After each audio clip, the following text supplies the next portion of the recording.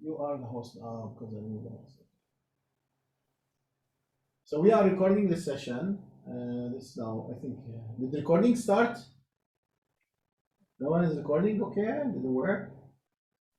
Yes, recording is there. Okay, so we are recording the session.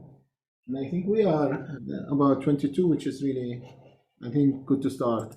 We have about 31 registered and 22 is okay. The last 8, by the way, are professors. So usually they come online. Either they come or they don't. God knows what they are doing. But we have some professors with us here, actually. And we have a professor from University of Petra, Amir Amire. Are you Omar? Hello, Omar. Can you hear us? No, if you can hear us right now. Omar from University of Petra.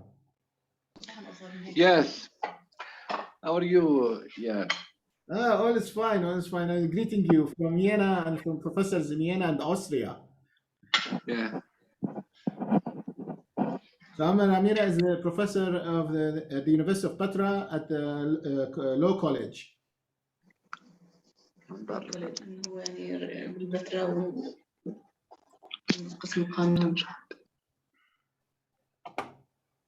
it's good to see you. So we have there's so many people here. Okay, Professor, well, you can start if you like. We're 10, 11, 3, 11. I think it's a good group. Okay, but you have to allow me to share the screen. I think I gave you the sharing. Now you do it, yes. Okay, and then go here. Okay, so everybody ready? Yes? And everybody can hear me. Great. Okay, I just tried to find a proper position for moving. Okay, yeah, so you remember, well, first of all, welcome. And it is interesting for me. It is just a week, but I was in a completely different world a week ago. You remember I gave the class from my hotel room in Iraq, and just after a class or a training for national security people that I gave there. So I'm in a totally different mood now back at home, and I have to reconnect and hope that it becomes logical to you. So what we are doing currently is that we travel through these 4 different kinds of pieces, what we call in our school the families of pieces. So the energetic, the moral, the modern, and the postmodern, and then try to find this umbrella in the transrational approach. This will be in the end of this journey.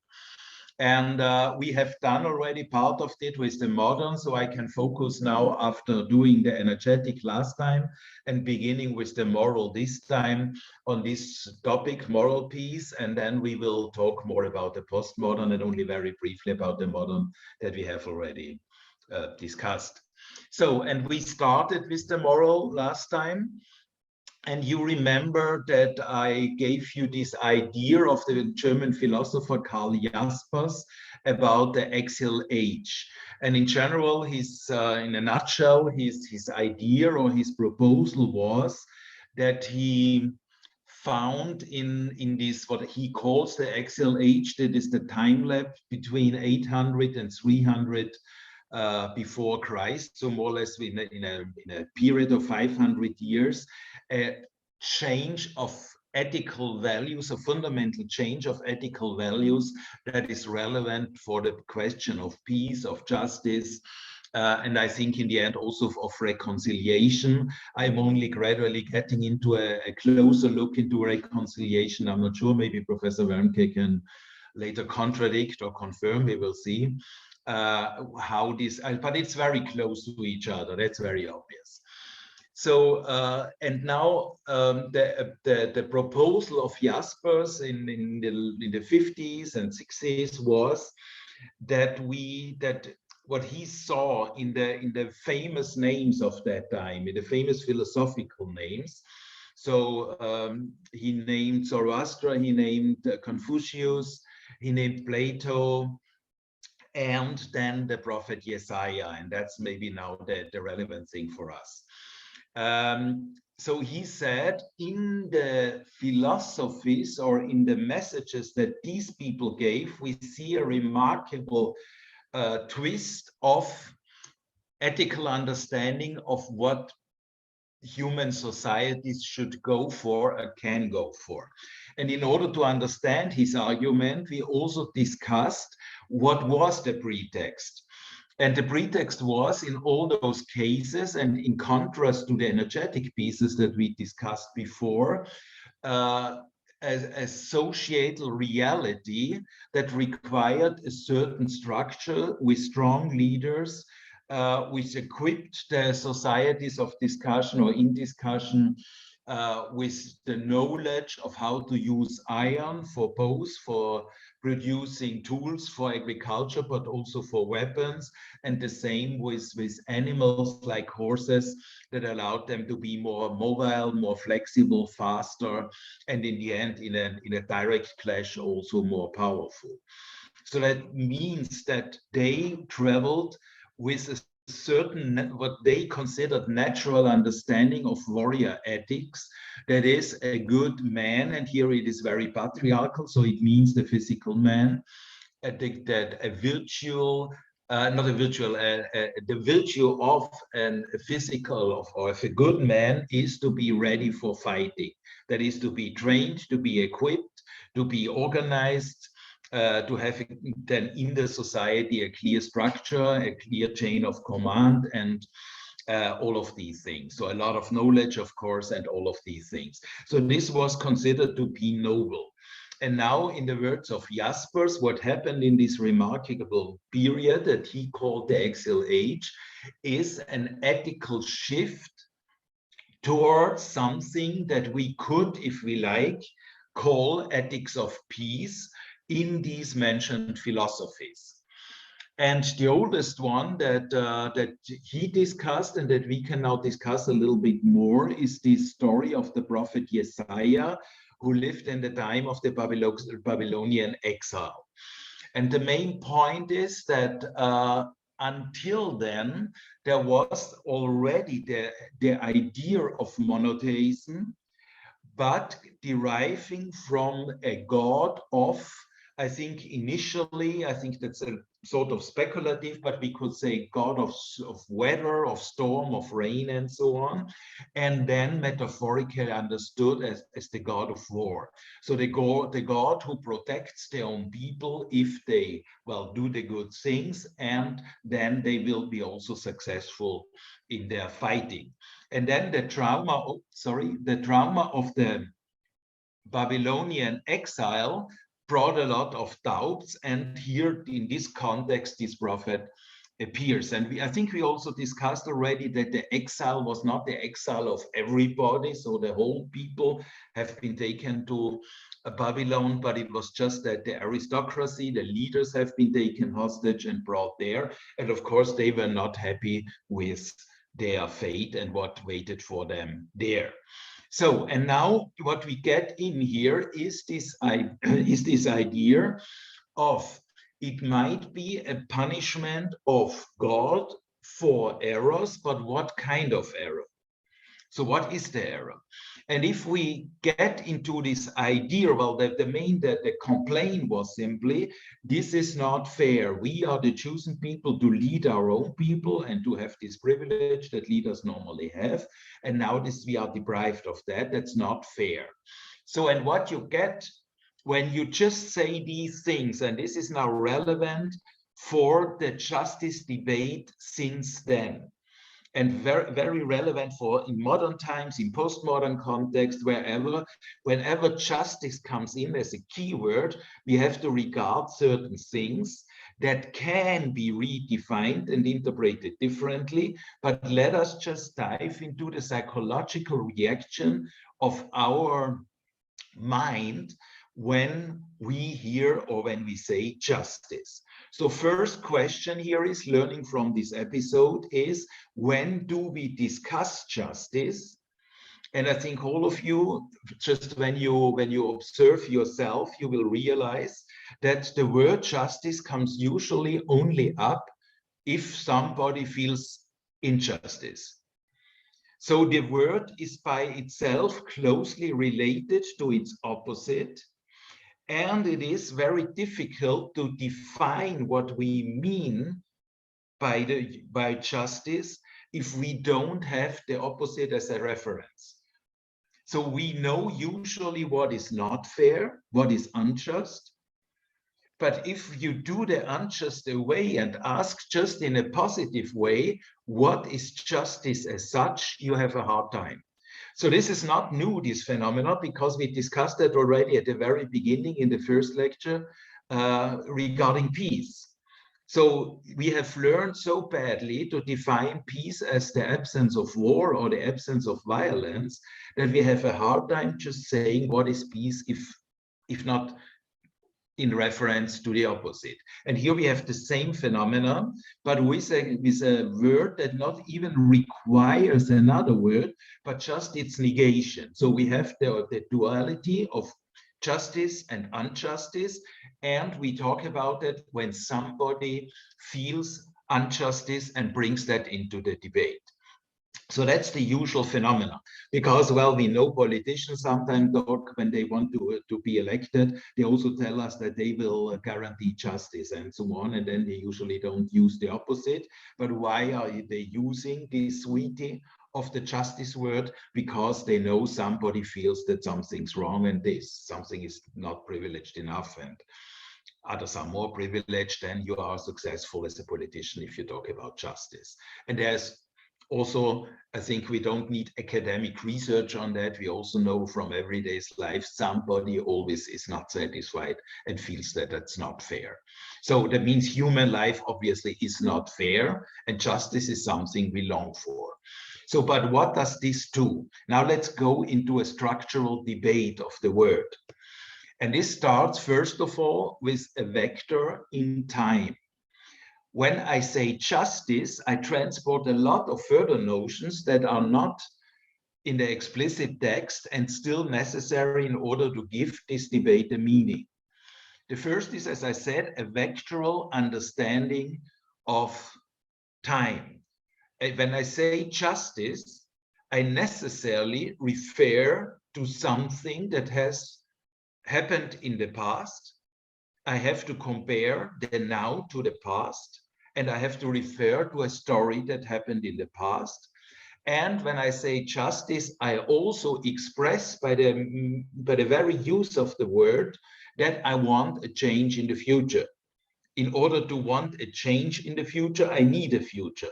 So what we get is this vectoral chronosophy, meaning a vectoral understanding of time, which is possible with the use of the human mind and the human perception, but it is not the only option we have.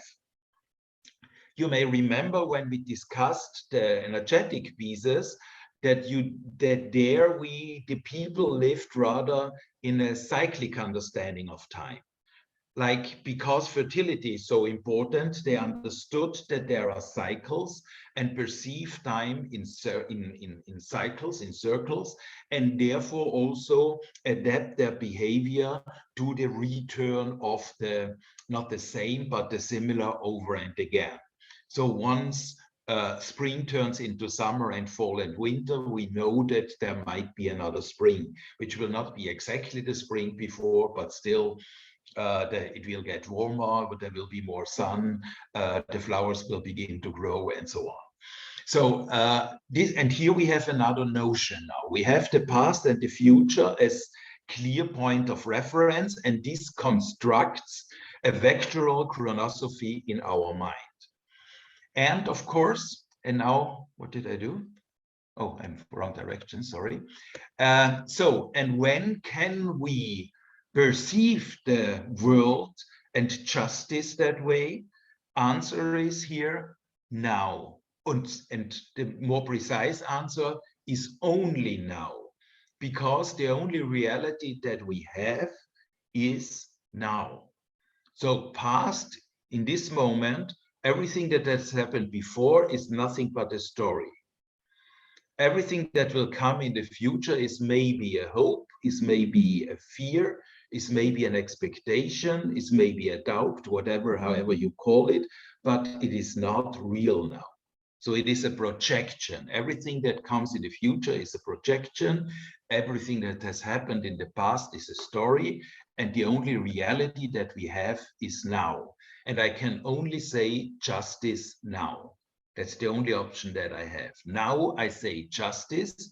And as we have said before, the charge of the word is that I cannot really say justice without meaning injustice. They go together, we cannot separate them. So we have here now, yes, you can see clearly a matrix. And on this matrix, we have the notion of a lot of justice, a lot of injustice, so the plus and the minus, and in the best of all cases, we are balanced. That means somewhere on a zero. And we are, of course, in the transcourse between past and future, which is exactly now. So that's what when we say justice, when we debate justice, we buy that. We cannot escape from that. That's the frame in which this notion is built. So, and now when we say that, what else do we mean? We mean that something has happened in the past which has an effect now. This is what you also get from especially injustice. It's very clear. When I say it's unjust, then I mean it has been better before. Yeah. So that's what I say now. And what I also say is I want the change in the future. And when I say unjust, it is a critique. So I want to make it better. And even if I say, well, that's very fair, that's just, then I want to maintain it for the future. I want to have the good thing, because we have here good and bad, the good thing for the future. And now the question is, well, this is this what happens in the real world, in the structure? But now what happens in the narrative? This is also a narrative that points from the past to the future and happens, of course, as all the narratives now. And then it begins. Now we come and get to the story. What happened? Something bad happened in the past. Like in the case of our story here, the invasion of the Babylonians into Palestine and Israel, and then taking hostage of these people. So we can use many words for that. I try to be as neutral as possible. So I call it discrimination. Of course, somebody will say, well, this was more than discrimination. This was horrible atrocities. This was war, this was making us slaves, blah, blah, blah, or the other ones would say it was a great victory, whatever. Let's call it discrimination. That means changing the reality of a certain group of people from better to worse. So as seen from now, this thing that happened in the past created the misery that we are in now. So it created the unjust situation. Now, what does this do with our narrative? That's the question. How does this story, just saying that, so they invaded our country, they took us hostage, they brought us here, and here we live in slavery, we are not fine. What does this do? How does this charge the narration? Automatically, when you hear that, you can hear the call for revenge. We have to undo that. We have to change that. We have to heal it. So, and now the most important question from a peace researcher's point of view, when do we want revenge? And the answer is already in the story until here. I told you already, the only reality that we have is now. So it happened in the past, but I want revenge now. That's part of my message when I say injustice. That's not the whole story. Now, as a result of this discrimination, we have in the here and now the winner, the beneficial of this event in the past, in a privileged or in a better position. So they have, the winners have something that we, the losers, do not have now, and we want that. And the word for that is envy. I want to have what you have. So here the question is not so important. Did you achieve that with legitimate means, or have you stolen it, or whatever? That message is, the main message is, I want what you have. And I think that it belongs to me, or at least that I have a right to have that. Therefore, I want to go for it. So the classical word for that is envy. And now, how does envy influence our narrative in the here and now? Well, clearly it charges the narration and combines, because it's the only moment that we have is now, with revenge. So it's what I get is a talk of revenge and envy. And then if it goes to the future, what do I want in the future? And the usual observation that we have on the humankind is that we say, since we suffered so much in the past, we deserve not only what we have lost, but we deserve a little bit more. We want a compensation for our suffering. So we want more than we had before. We want an advantage in the future.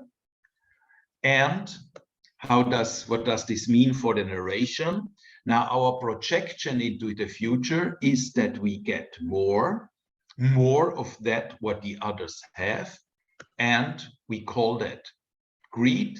And when does this greed nourish our narration? Well, of course, since the only reality is now, it is now.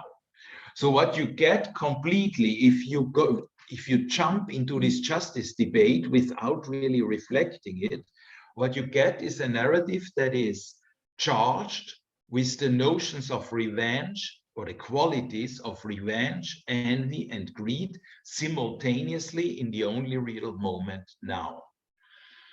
And of course, if you use this talk and this notion, it is quite obvious that your counterpart will feel threatened. If we go to a maybe for this audience here more alien environment, in a Buddhist understanding, the Buddhists call these three qualities the three defilements. And the three defilements are the guarantee to be unhappy on the planet in a Buddhist philosophy. So that means if we go with that in an unreflected way, in an uncontrolled way, we are the masters of our own unhappiness, because we are a constant threat for our counterparts. The counterparts will probably answer and react in the same way, because they usually are neighbors, people who live in the same environment, which means we become enemies because we understand each other so well.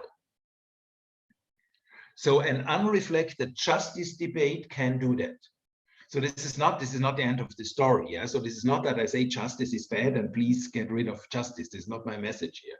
The point is that I say unreflected justice talks create this understanding, especially if all sides belong to the same mindset. And if we talk about the world that we live in, we can say that this is pretty much a problematic legacy that we is here, the Jews, the Christians, and the Muslims, that we all carry. So, and we understand each other very well. I always oppose these stories about they are so alien, we are so different. No, I think the problem, if it comes to these deeper values, is that we understand each other very well because we are so similar. And therefore, also the trigger word can do so much. It's really dangerous. So if one of us from this quite extended orbit, if we use the justice word, we are in troubles. We can escape from that by reflecting what is meant. So, and now coming back, what did Yasaya mean in his message? He wanted the people to reinterpret their own God. So his message was, this is not a God of war. This God is not there just for making you winning against the others in all kinds of battles, but this is a God of peace. So you have to understand that the will of God is living in a peaceful way, and therefore organizing your society and the relation to your neighbors in a different way. And this is also, well, if we now jump through thousands of years, this is more or less the same that you find in the attempts of now restorative justice, the whole idea of restorative justice that does not want to win against the other one who has taken something away from us, but it is more for balancing a human relation, for healing and well, whatever, a wound, a pain that has been caused on the other side. Yes, healing, compensating, but not just going into this turning wheel of unhappiness under the title of justice. So that would be restorative justice, which became very, very famous now in our circles. I'm not so sure about the Arabic world, but I know when I go to Latin America, this is very much en vogue everywhere. And a very similar idea, and I think this could be very relevant for this audience here, is also the understanding of transitory justice, which goes away from this normative understanding, this retaliation understanding of justice, but says rather, it has a focus on what can we do in order to get a society, a very unbalanced society, a collapsed society, back into a homeostatic flow of relations. So, and we have to accept things that may appear not fair in the literal sense or in this normative sense of the word, but that it provides results that allow us to get along again in a better way or in an acceptable way. So these are, for example, two for an enormous jump through 2000 years. These are just two examples how we can do it differently. And of course, learning the lesson from these warriors' ethics of this time, all these learning experience happened in the mentioned cultures, in the mentioned systems, and they attempted to interpret differently. We see that, well, this now was the prophet Yasaya in this case. You can see that also in Plato, who, I think I mentioned that last time already, who started or tried a reinterpretation of the Greek word irene.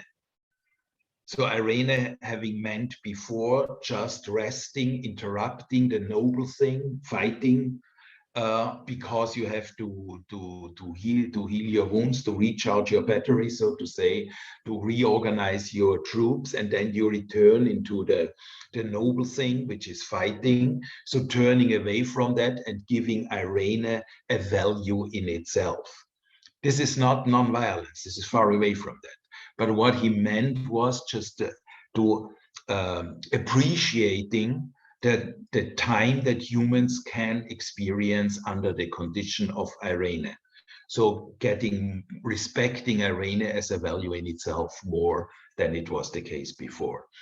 So this is more or less the same that happened everywhere. The same idea is also in the Confucian culture, where it goes, the proposal is, let's find a normative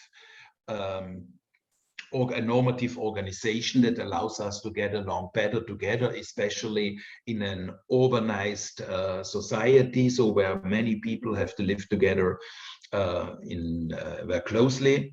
And yeah, so all of that happens according to Jaspers in this Exile age. Okay, so that's what I wanted to show you. This is, now I remember that I didn't want to do that there still in Iraq because we had very little time and I didn't want to rush through it, but have time for discussing that properly. Okay, I don't see hands. Does anybody see hands? No? Okay. Yeah, I see Ravan. Ravan will tell me, right? Because I don't see yet. Yeah, you Yeah. tell me when I have to stop. Yeah. Dr. I have a Iyad question. and Abdul Ghani have questions and Tanat as well. So we Okay. have 3 questions. 3 questions. Okay, so let's do that. Let's go there. Okay. So maybe I start. I see in your diagram that you showed us, there's like the advantage, and you put red on it here. Yeah. Yeah. So why did you see an explosion of advantage? What do you mean, like that justice and future can intersect when there's an advantage? Yeah, because, okay, thanks. Yeah, I think that's pretty clear. This is because this advantage is the trigger of the turning wheel. So my advantage will be the disadvantage of the other. So Yes. what we cannot do, because in a vectoral chronosophy, you can never return to past. Past is over.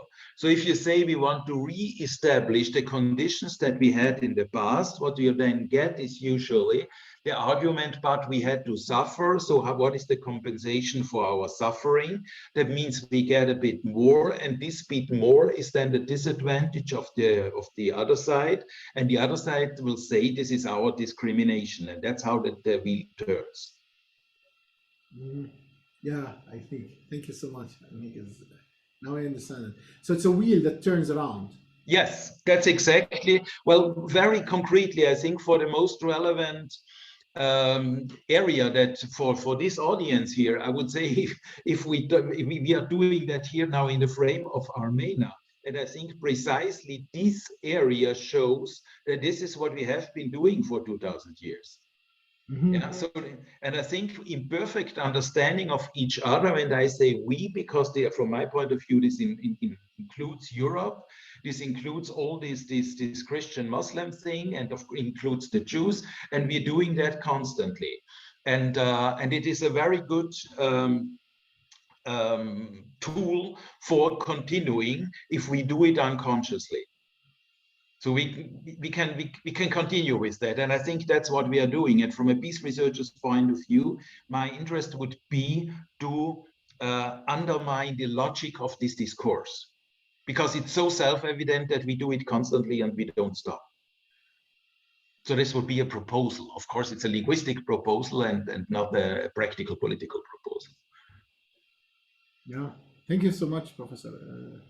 Very highly interesting, to be honest.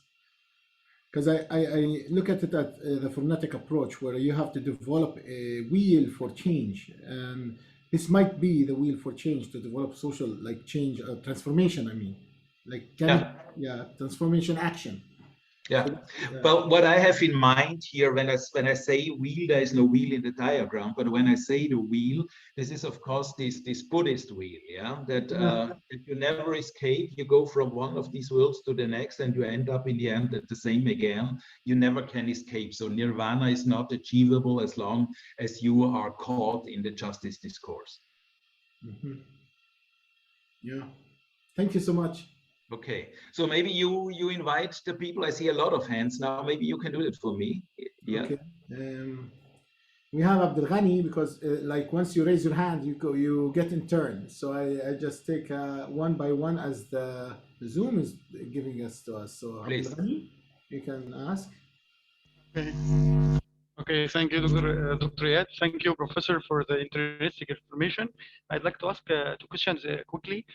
One of them, the word justice. When we mention we need justice, when we mention the injustice, can we say the same when we mention unequal or inequality?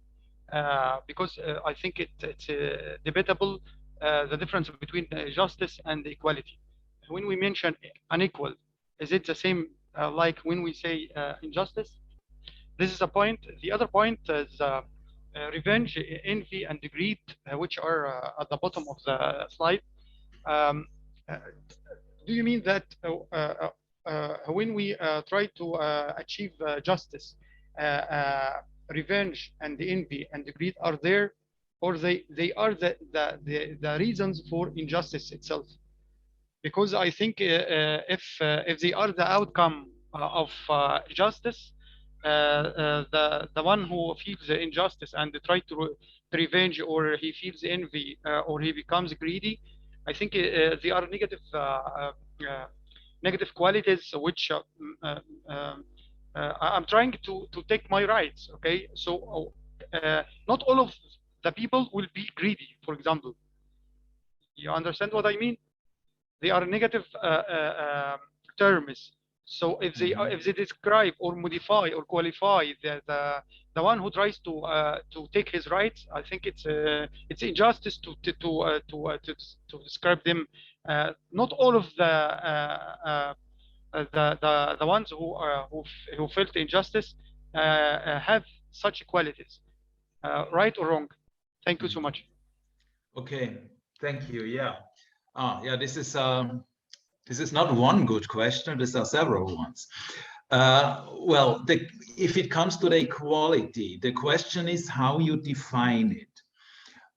If you mean, are we all equal? Well, of course, not in the sense of that we are all the same. Very obviously, I have never met you, and our hairstyle is very similar, but still we are not the same. People can easily make the difference between you and me.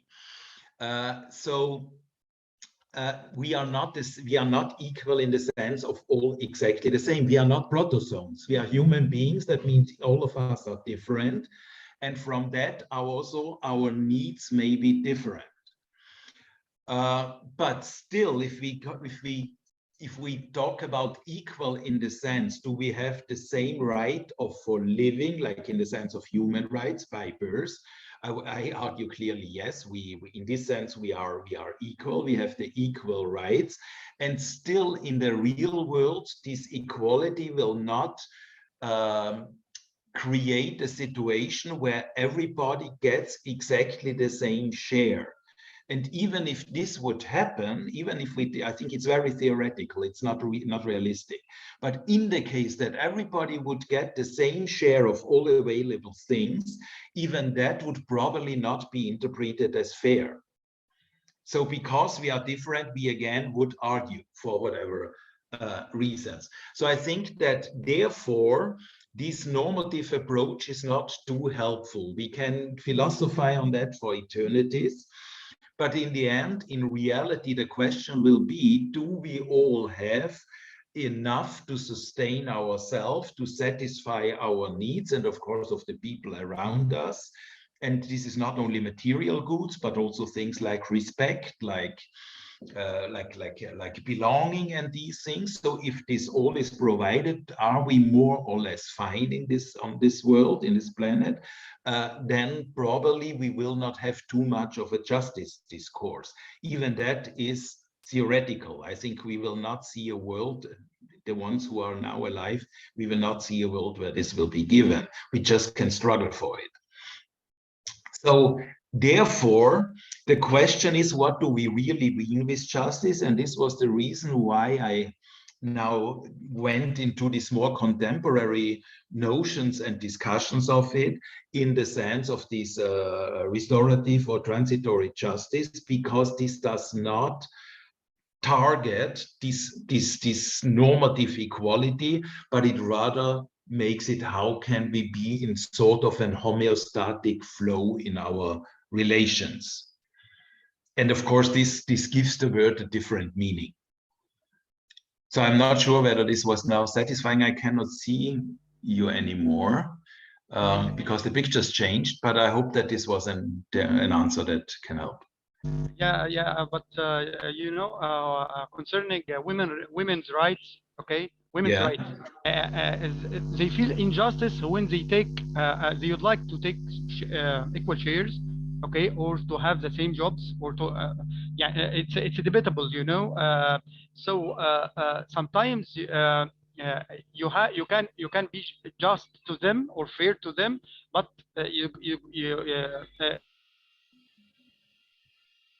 Hello? It doesn't mean that they take the same shares or the same jobs. You understand? So, okay, that's what I mean. That's an example for what I mean. Thank you, Okay. Abdulhamid. Thank you. Thank you. Okay. We Yeah. are- So I mean, here then you see that this has also to do then with our anthropology, I would say.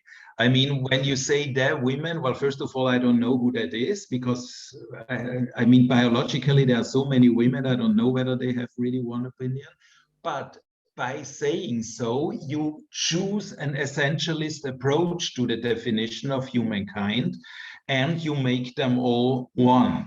And then we know, well, we had these three waves of feminist movement, and we know how important it became in the last step to make a difference between, for example, women from the urban environments in Europe or in North America compared to women in the countryside in Africa and so on. Yeah?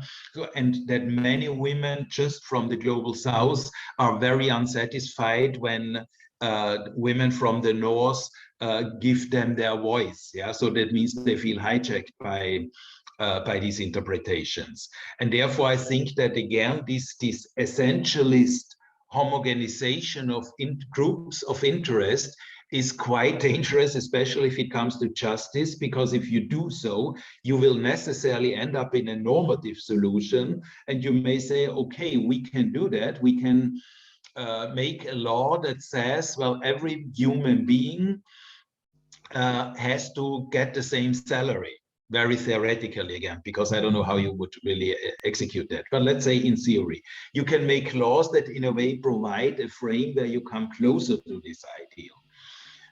But the question is, does this really away with injustice as seen from the point of view of many of the people who are concerned? So I think these are all attempts and important discussions and also politically important steps. And at the same time, it will not end a justice debate, I guess, at least not in our lifetime. I see that Professor Vermek had a question. Professor, I would like advance Professor Vermek's question, if you may. We will advance your question first, Professor, if you have any comments about what we are debating. Yes, I have a question about the understanding of time, but I think that we haven't enough time to speak about time, and therefore I will put my question back. Thank you. Okay. Okay, Yeah, maybe if you allow me, in a nutshell, I just want to make a difference between a vectoral chronosophy and a circular chronosophy.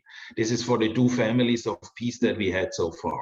In energetic peace, you have a circular chronosophy. In moral, you have a vectoral, which also points, if we go into the religious frame, points usually to the end of all days, to the when the Lord of Hosts well makes these decisions or evaluates our deeds on the planet. So it goes into a future from a past. Yeah. very interesting. So we have another two, Zinat and Walid, and then we continue our session. So Zinat, if you can be quick, both of you, so we can continue the session and not the whole session. Thank you. Yeah, okay. I can see this diagram reflects the peace and justice, and the title has positive connotation, but what is incorporated in this diagram is all about the negative words, starting from discrimination and greed. So I'm wondering what's the next in the same linear chronology. And what I'm concerned about this diagram is the narrative. As a scholar, what is the technique to authenticate, validate the narratives to close the point of fuse between the antagonists? Mm-hmm. Okay. Now I lost the keyword. Just tell me the keyword again, please. I had the answer already ready. You have to start me again. Sorry. Just tell me the keyword again. To repeat my question, do you mean? Yeah, in a nutshell, just Yeah, give me the yeah, key yeah, word. okay.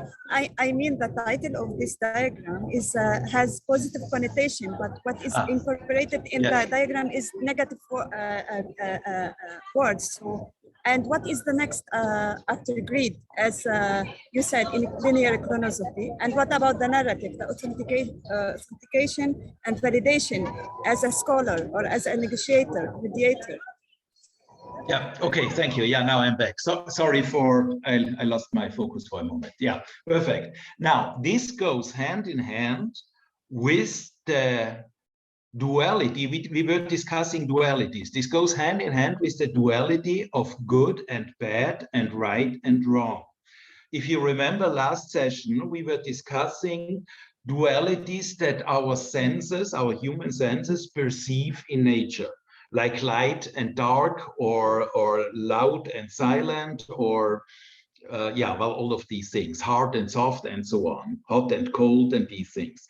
So, and then we said that good and bad as such cannot be found in nature. When we look at something, when we perceive something that is bad or disgusting or brutal, violent from a human point of view, it is not necessarily bad in the process of nature. So I think I gave you the example with the snake eating a rabbit. Did I? Yeah, I did. So yeah, so and therefore I just repeat very briefly. So if you see that how the snake eats this other animal, this looks disgusting and it creates negative feelings inside of us. But the idea that the snake is bad is a human idea. It's a construct of our mind. The snake by itself, the snakes, I said, I think the snake snakes. This is what students usually like, yeah? So the snakes, that means the snake does what snakes are doing. And when snakes are hungry, they eat whatever, a mouse or a rabbit or a hen or whatever they get, yeah? So animals around them. So this is what snakes are doing, and this is not bad at all. And the snake is not bad by nature. The snake is something that appears disgusting to most human beings. Many of them appear dangerous because they are poisonous.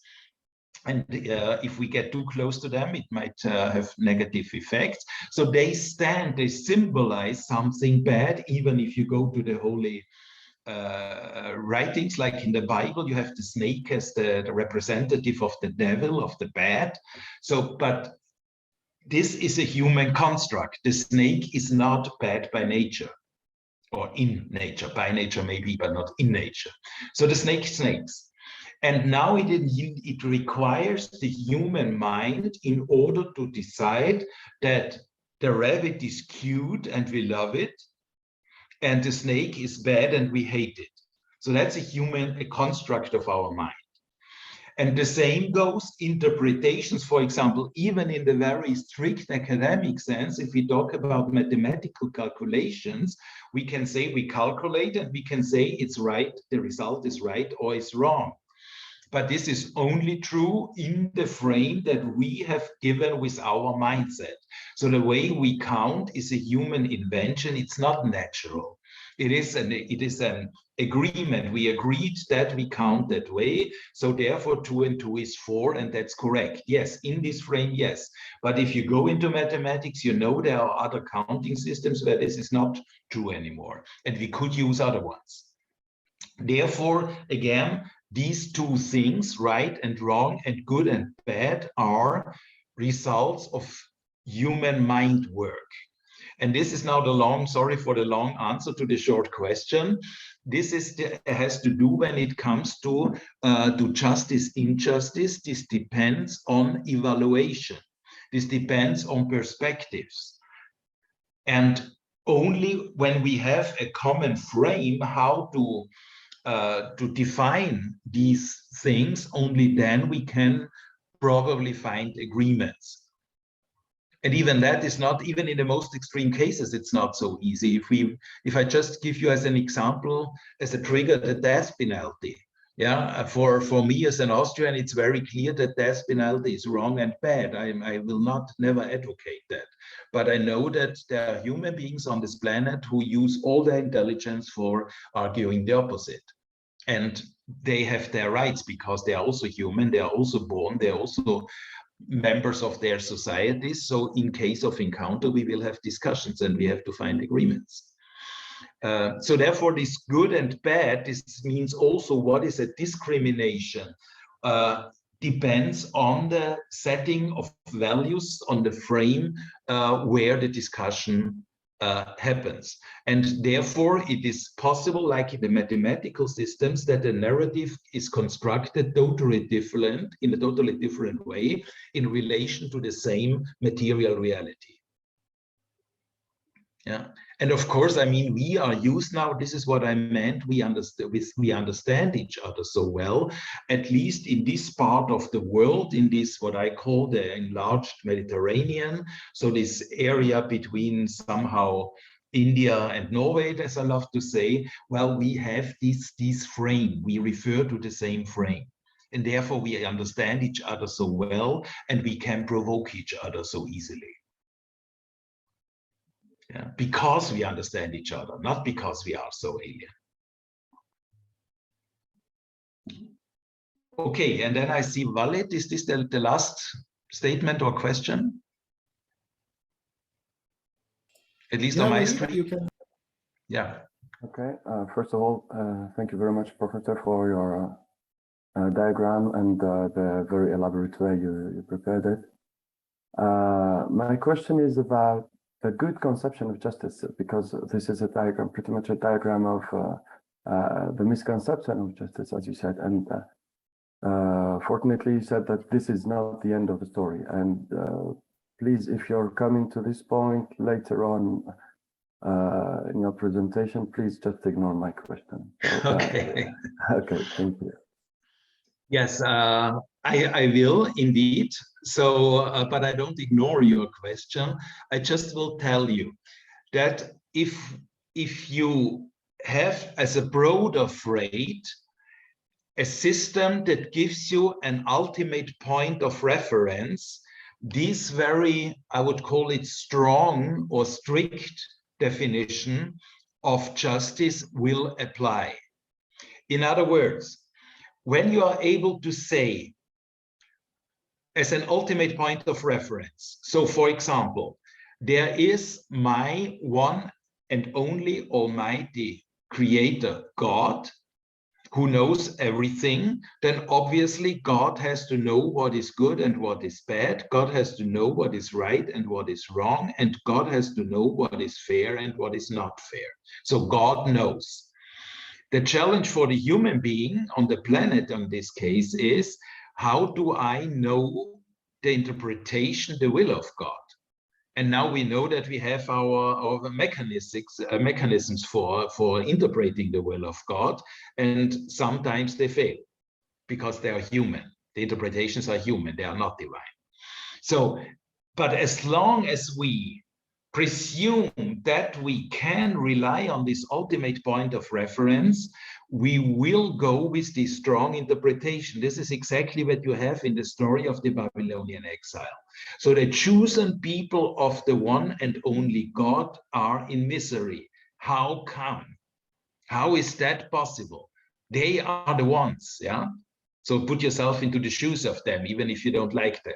Go there. So our God, who has chosen us as his only people, his preferred, privileged people, brings us into this situation. How come? So this question requires a binding, definite answer in this world, because there is this ultimate point of reference. Now, if we go into the next step that we already mainly discussed, into the modern interpretations of peace, you will end up with the same result. Even if there is no God anymore in this debate, in a modern debate, but we have in the place of God reason. If the answer is, well, that's reasonable, so what happened is reasonable, then you cannot, as a modern believer, if you believe in the modern religion, you cannot challenge that anymore. So again, in modernity, and this is what makes modern science what it is, we can discriminate between right and wrong. So we will have an academic, a scientific answer to this question. And well, what we hear each day, today when I heard the news on the corona thing, it is always the same story. They tell you that the journalists tell you that it is academically proven that this or that, and this cannot be challenged anymore because science found it. Yeah, recent academic research brought, poof, killer. You're done. So that's the same. This is the same structure of argument, and therefore you will again end up in the same dilemma. And this is what we see in modern history. If we look at the relations of nation states to each other in the last 500 years, well, why is it constantly ending with war? Because of the unsolved justice question and this need to find a normative binding answer. And since I'm convinced, since if I know that I'm the holder of the truth, I am legitimated to make war on those who err. We already had, I think, these words, the barbarians, the heathens, the underdeveloped, the uncivilized, and so on. So that's always justified. So this is in the modern, and then well, sorry for the long answer to that question, but it is very, very interesting, I guess. Then with the postmodern approaches, we get system theory into the debate, and this changes the approach. Because in system theory, we don't talk about right and wrong and good and bad anymore. What we get in here is now the homeostatic flow of living systems, and always their need to return to this dynamic balance of relations. And if we accept that, we can come to the concepts that I have already mentioned, like, for example, restorative justice. What does it mean? It means let the system help to get from a very unbalanced status into a more balanced. And this is dynamic. This does not have a final answer. This continues. Yeah. So we don't go for the mathematical calculation. This is the result, double underline, done. This is not there anymore. We know that life always continues. It never ends. Okay, Sinat, is this still another hand or is this the old one? For this diagram, there is realism of peace and justice or injustice. So it means that you relate peace to justice. But in many cases, peace is achieved without justice. If you have this option, how can you have another diagram to show us the peace without justice? Same way of this diagram, but in another way, peace without justice, not peace and justice. Mm-hmm. Okay. Yeah, the question here is, I have to ask back, which peace or what peace do you mean? What kind of peace? This is exactly the reason why we use in our school peace as a plural word. So we have pieces, and then I would argue that pieces, not any peace, is unthinkable without justice. But the place that you give the notion of justice is different in different kinds of peace. So peace is not the same. I can say in many in other contexts, it's not fixed. Exactly. So we have many. Yeah, it depends on the context, and justice also it depends on the context. Same as reconciliation, same as transitional justice. Exactly. That's what I want to say. So just again, if you remember the last session, we are not protozoans. So since even one human body is composed by millions of cells and our needs constantly change, the pieces and the notions and the perceptions of pieces constantly change, even in one individual human being. And this goes, of course, if we regard the relational character of human life. Yeah, you cannot be without relation. Human beings, by definition, relate. So we relate, and since we relate, we communicate, and therefore communication is the tool that we need. And in communication, we have many options for defining first peace, and second justice. And in this, when you see the complete thing, when we are through with this journey, you will see that justice, of course, has its place in this system. You cannot have peace, any peace, without justice, but justice is not the only peacemaker. Yeah, and justice changes its notion. This is what I wanted to try to say before. When you go to the postmodern notions, if you add the system theory to the understanding of societies, you will see that the notion of justice changes. The point is that we, the human beings, we have to learn to think in systems. I mean, if I tell you that as a human being, you are an element of the system, human society, you will probably agree easily, yeah? But what is the consequence? The consequence is that you cannot rely on this ultimate point of reference, and therefore there is not that one and only justice. There is no normative, finally binding justice, but justice is a relative notion in the relation to the others now. And now it has changed. Now it's a different justice.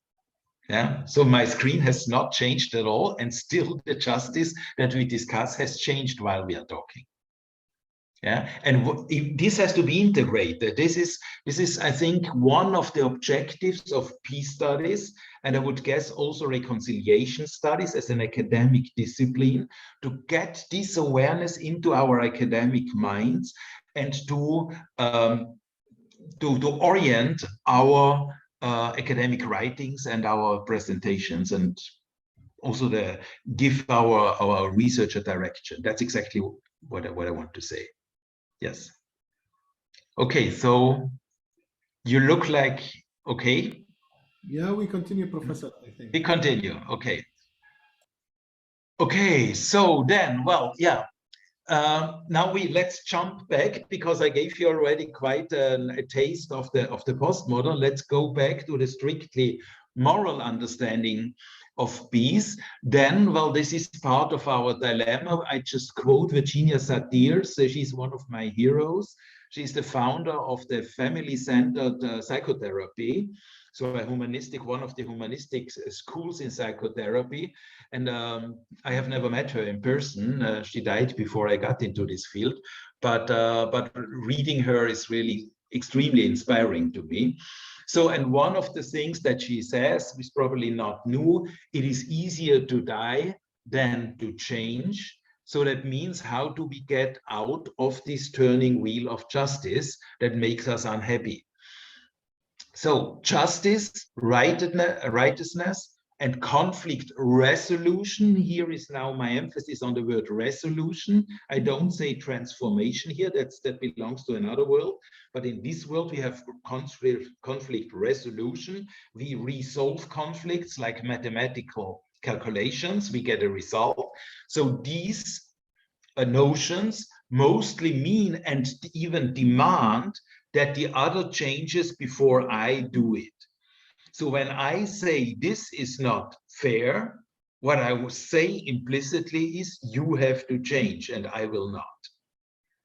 I'm just sitting here in my armchair and I'm waiting that you change, because what it is now, what you are now, is not fair.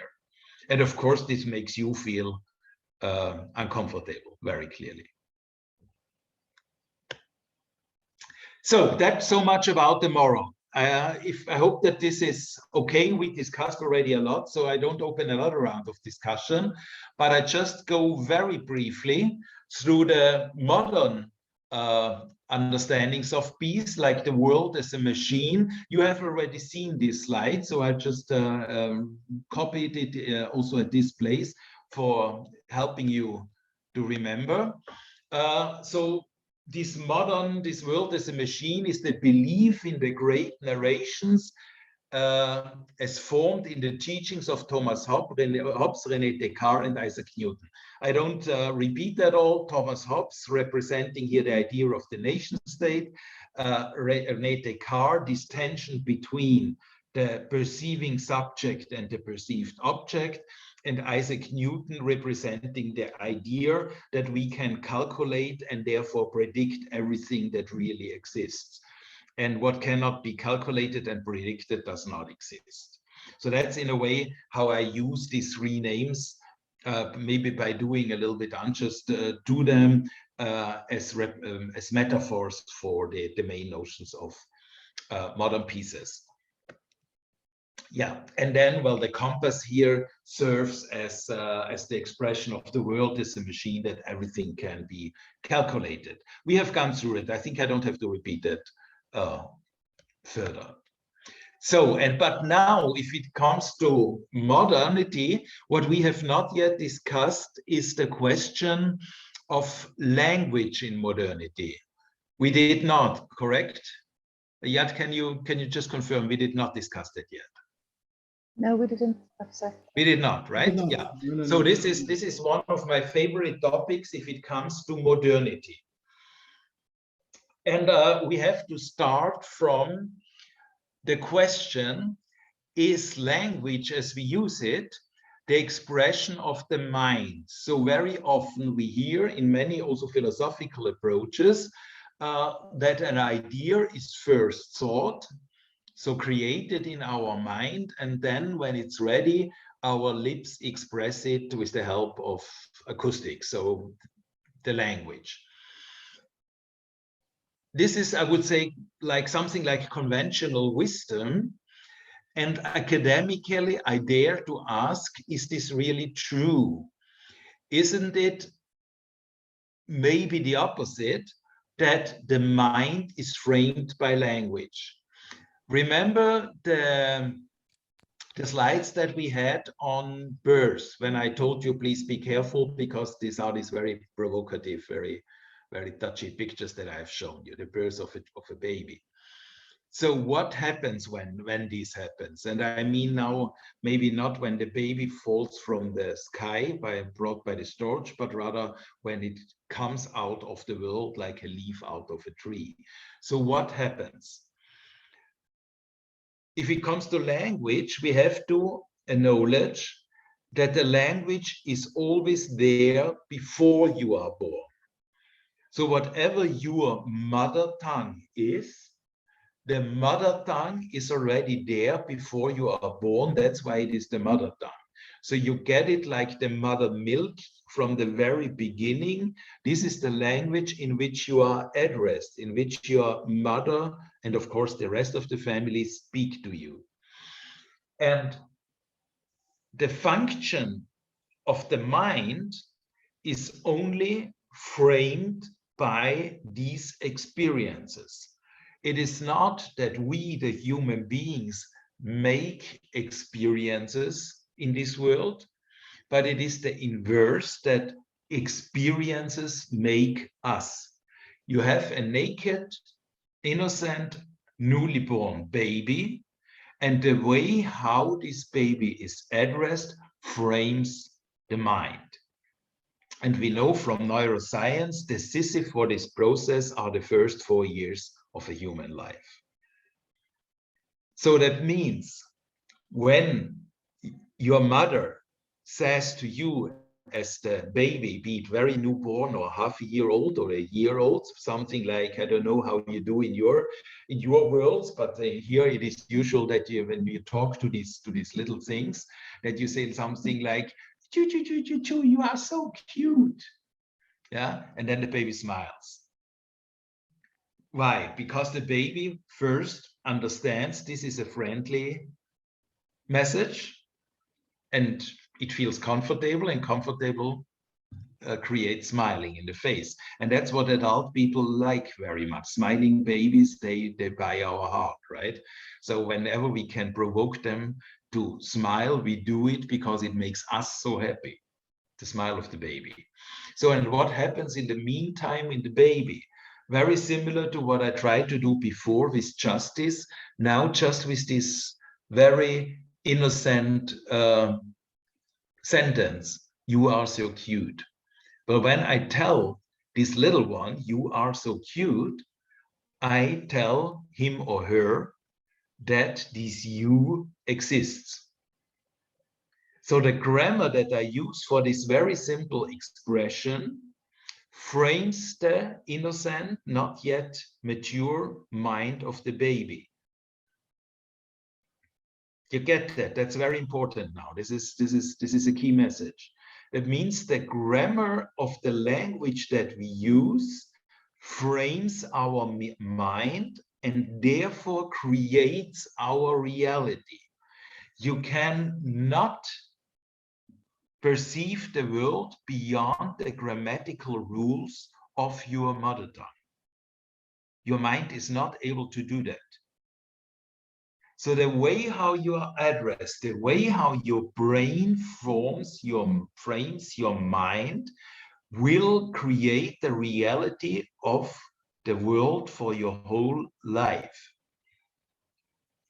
And this simple sentence, you are so cute, is not innocent at all because it uses a personal pronoun. It says you, and you is not an innocent word. You creates the idea of an identity. And I would like to see your faces. I just see two and they think are very stressed, I guess. So the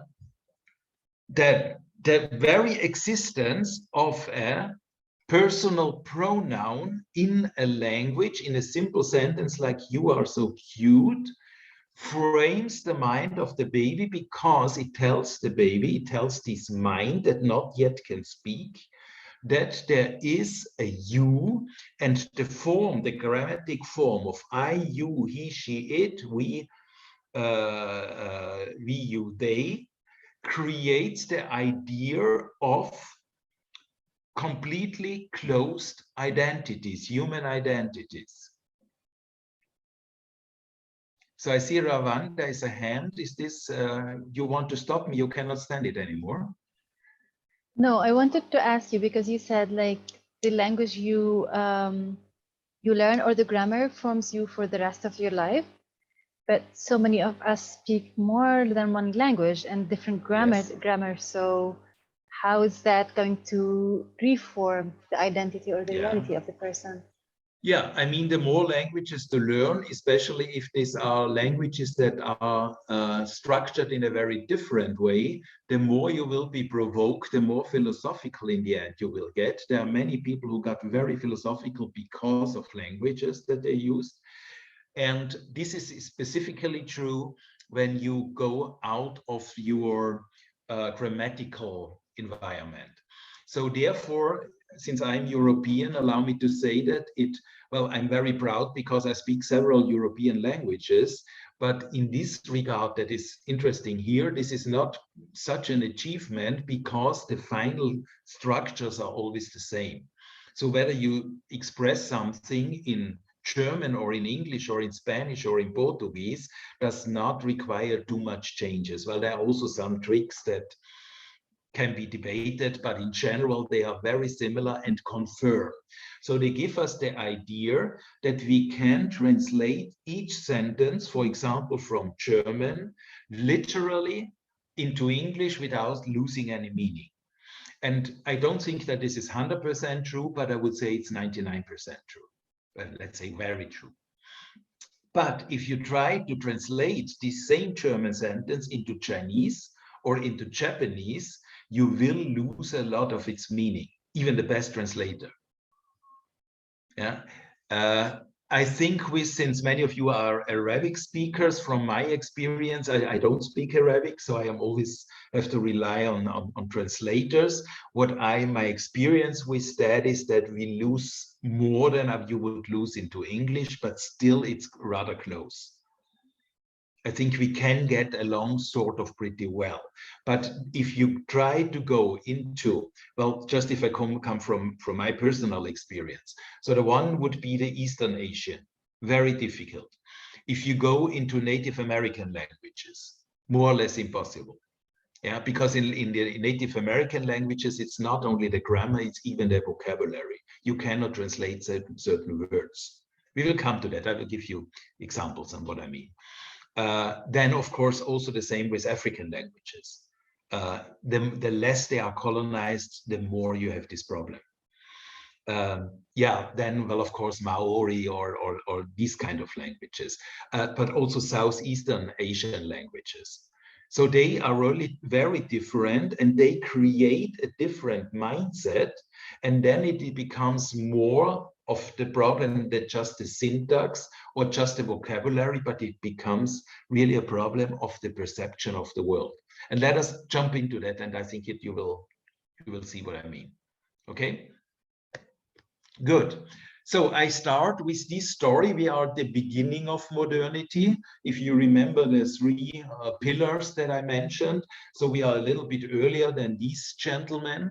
When we talk about a super important man for our debate here, Antonio de Bricha. He lived in Castilla in Spain, and he published his most important book, and I would say this was a history-changing book, in the year 1492. I love the year because it's very interesting if you mention this number, how people react. So since I work a lot in South America or in Latin America, everybody, of course, says when you say 1492, Cristobal Colon. Yeah, so cross the Atlantic, of course. Usually when I talk to Muslims, they tell me this January 92, sorry, the fall of Berlin.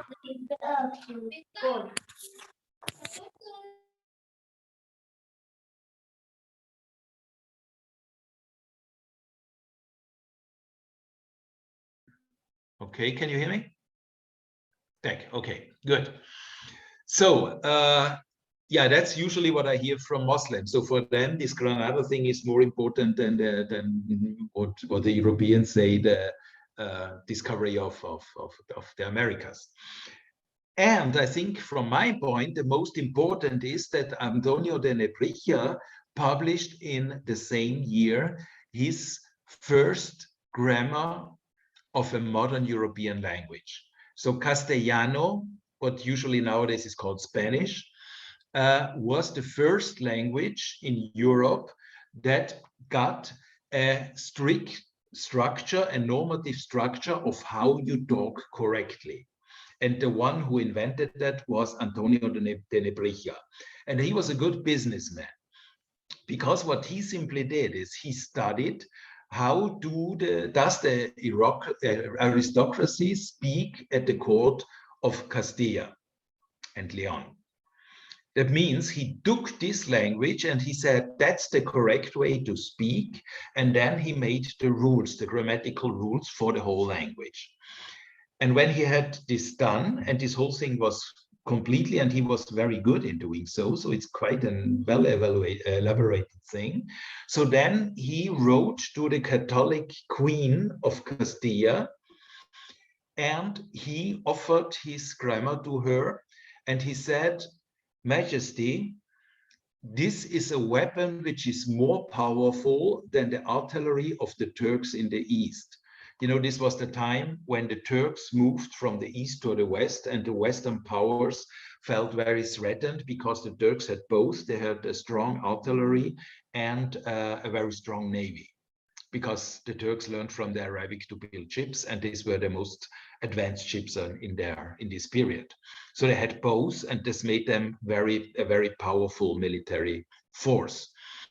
And now this guy told the queen that grammar is more powerful than canons. Quite interesting. And we are in the year 1492, and we are lucky because we have the letters that he wrote still, and we can see that in a museum in Madrid. Once you get there, you can see the original. So what he says is, why doesn't it work? Something has happened. Now it doesn't work anymore. Now it goes. Maybe, Professor, maybe you can have a 5 minutes or 7 minutes break. Let me finish this slide and then, yeah, okay? Okay, so just to put it in mind. Thank you. Okay, yeah, that's okay. Thank you for that. Yeah, but let's finish the slide and then then you can use the break for digesting. Okay, so what Bricha said, Majesty, you asked me what a grammar could possibly serve for.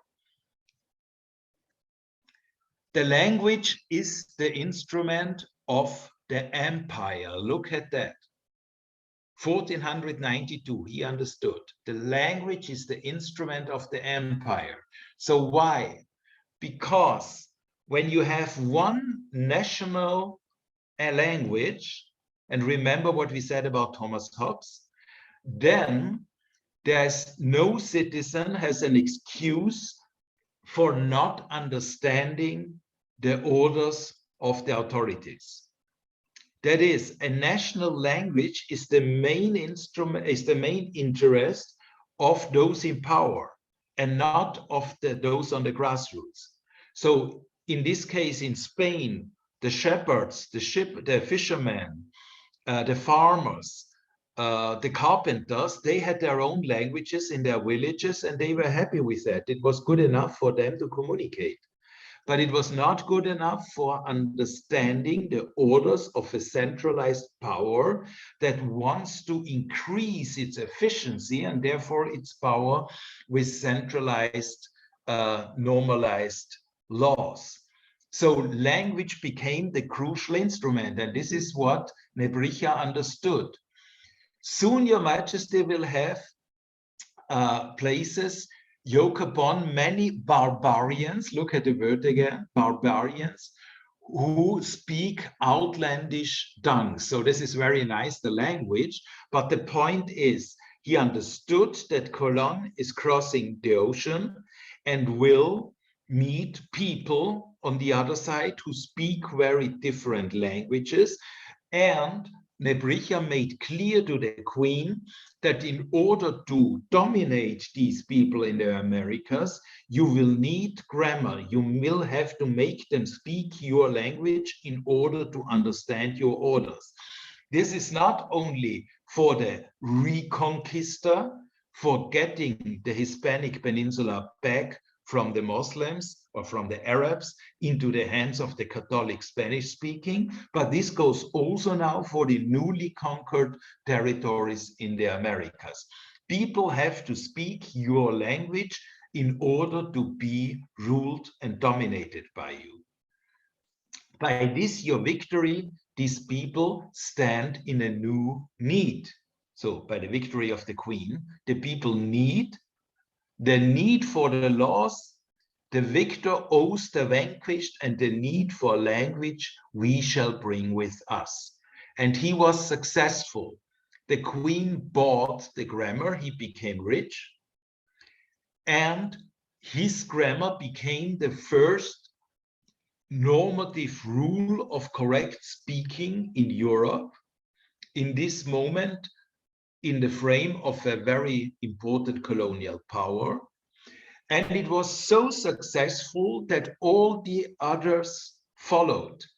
So after 200 years later, you had grammars of all European languages on the whole continent. The latest one that came in was Hungarian. And all of them regulated in a similar way their respective language. And since this then fell together with the creation of the nation state, it became pretty clear that a nation is those who speak the same language, and the language is not naturally there, but is dictated by those in power. And the grassroots have to speak this language. How do you impose that on them? Well, quite simple. We had already discussed that, I think, 2 sessions ago. Well, in the sense of Thomas Hobbes, schooling system, mandatory schooling system. There, that's where you learn the official language and how to write and to read correctly. So that was implemented, and this was a success story as seen from Bricha's point of view, and this created and was a very important trigger for the nation state. So now what does this mean with our minds? This is when, if you want, we can make now a break. So let's go and do this as a homework during the break while you have your tea. Think, what does this new ingredient do to the human mind? How does it change our mind? And what kind of modernity do we get with the help of grammar? Okay, how long will the break be? How long would you like it to be, Professor? You are.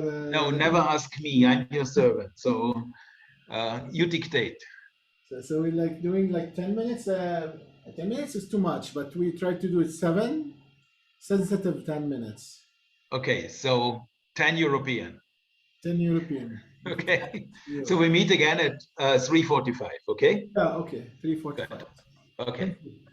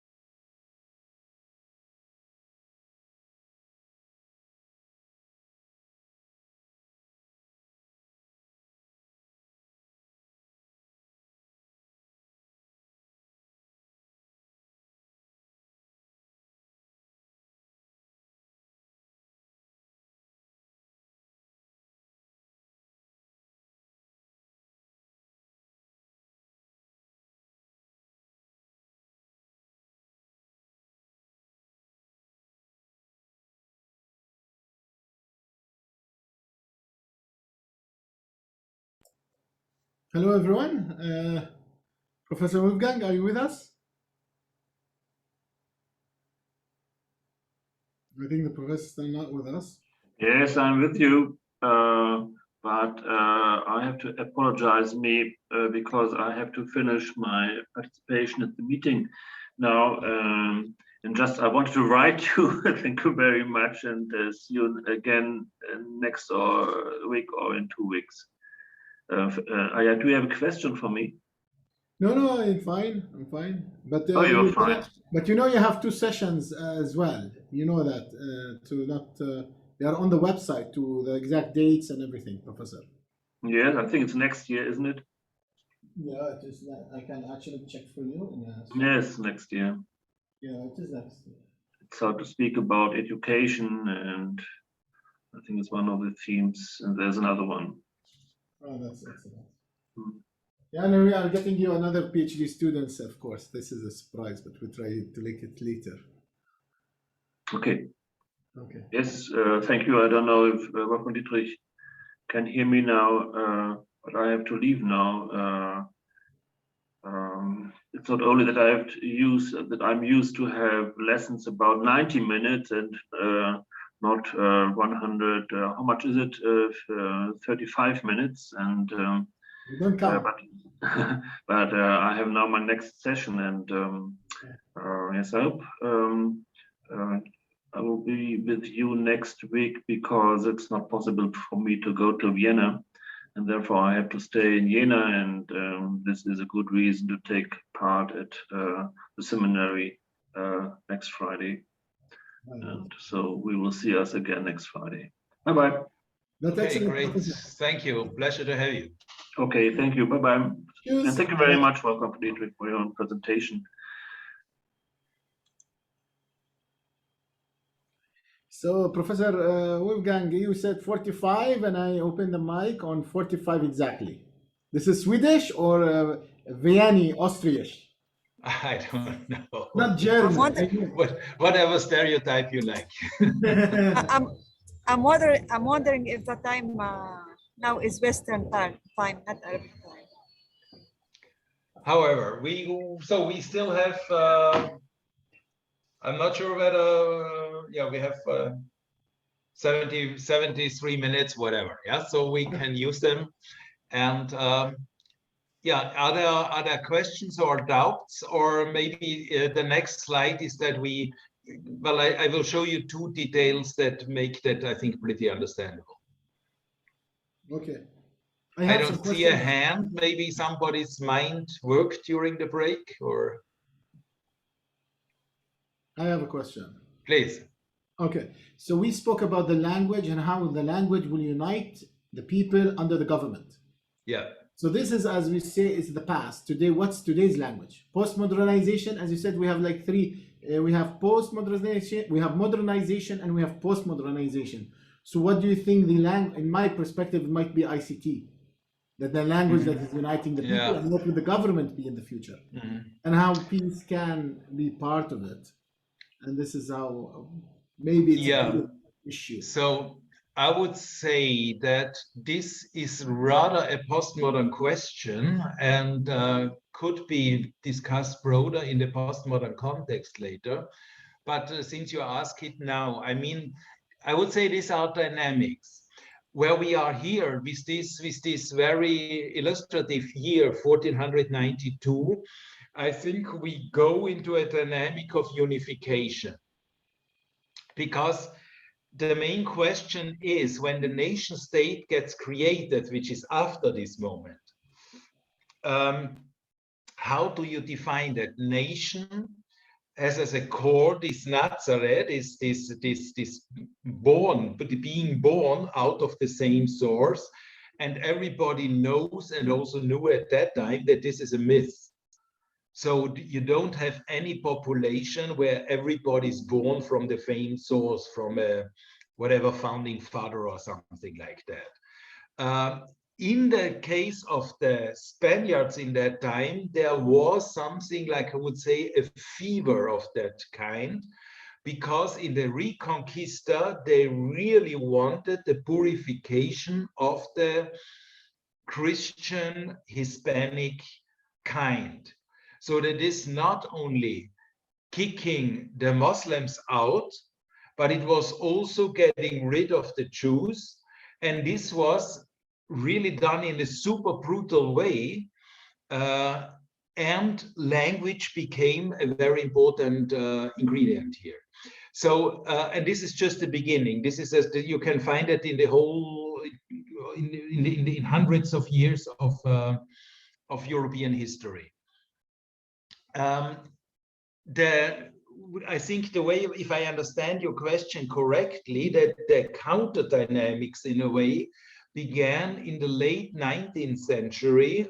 I would say that the starter was Friedrich Nietzsche in his philosophy and also in his language, the way how he wrote. And then we get this in a very clear way in the 20th century. If you stay in philosophy, we could say first with Heidegger and all the existentialists, and then in the French postmodern schools like Lyotard, Derrida, and so on. There you see that they consciously want to use language for changing the mind.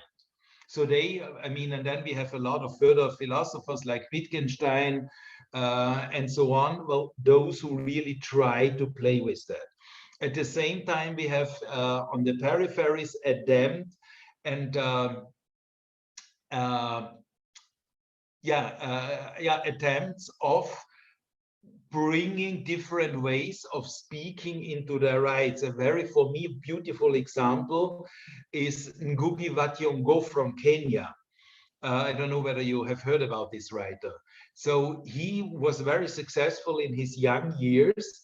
And then in the 60s, at a certain point, he decided from now on, he will only write in Kikuyu or in Kiswahili. And this is what he did. He's still alive. This is what he did. And they hated him so much in Kenya that he got to go to exile. And then now he writes in these languages, but in Canada.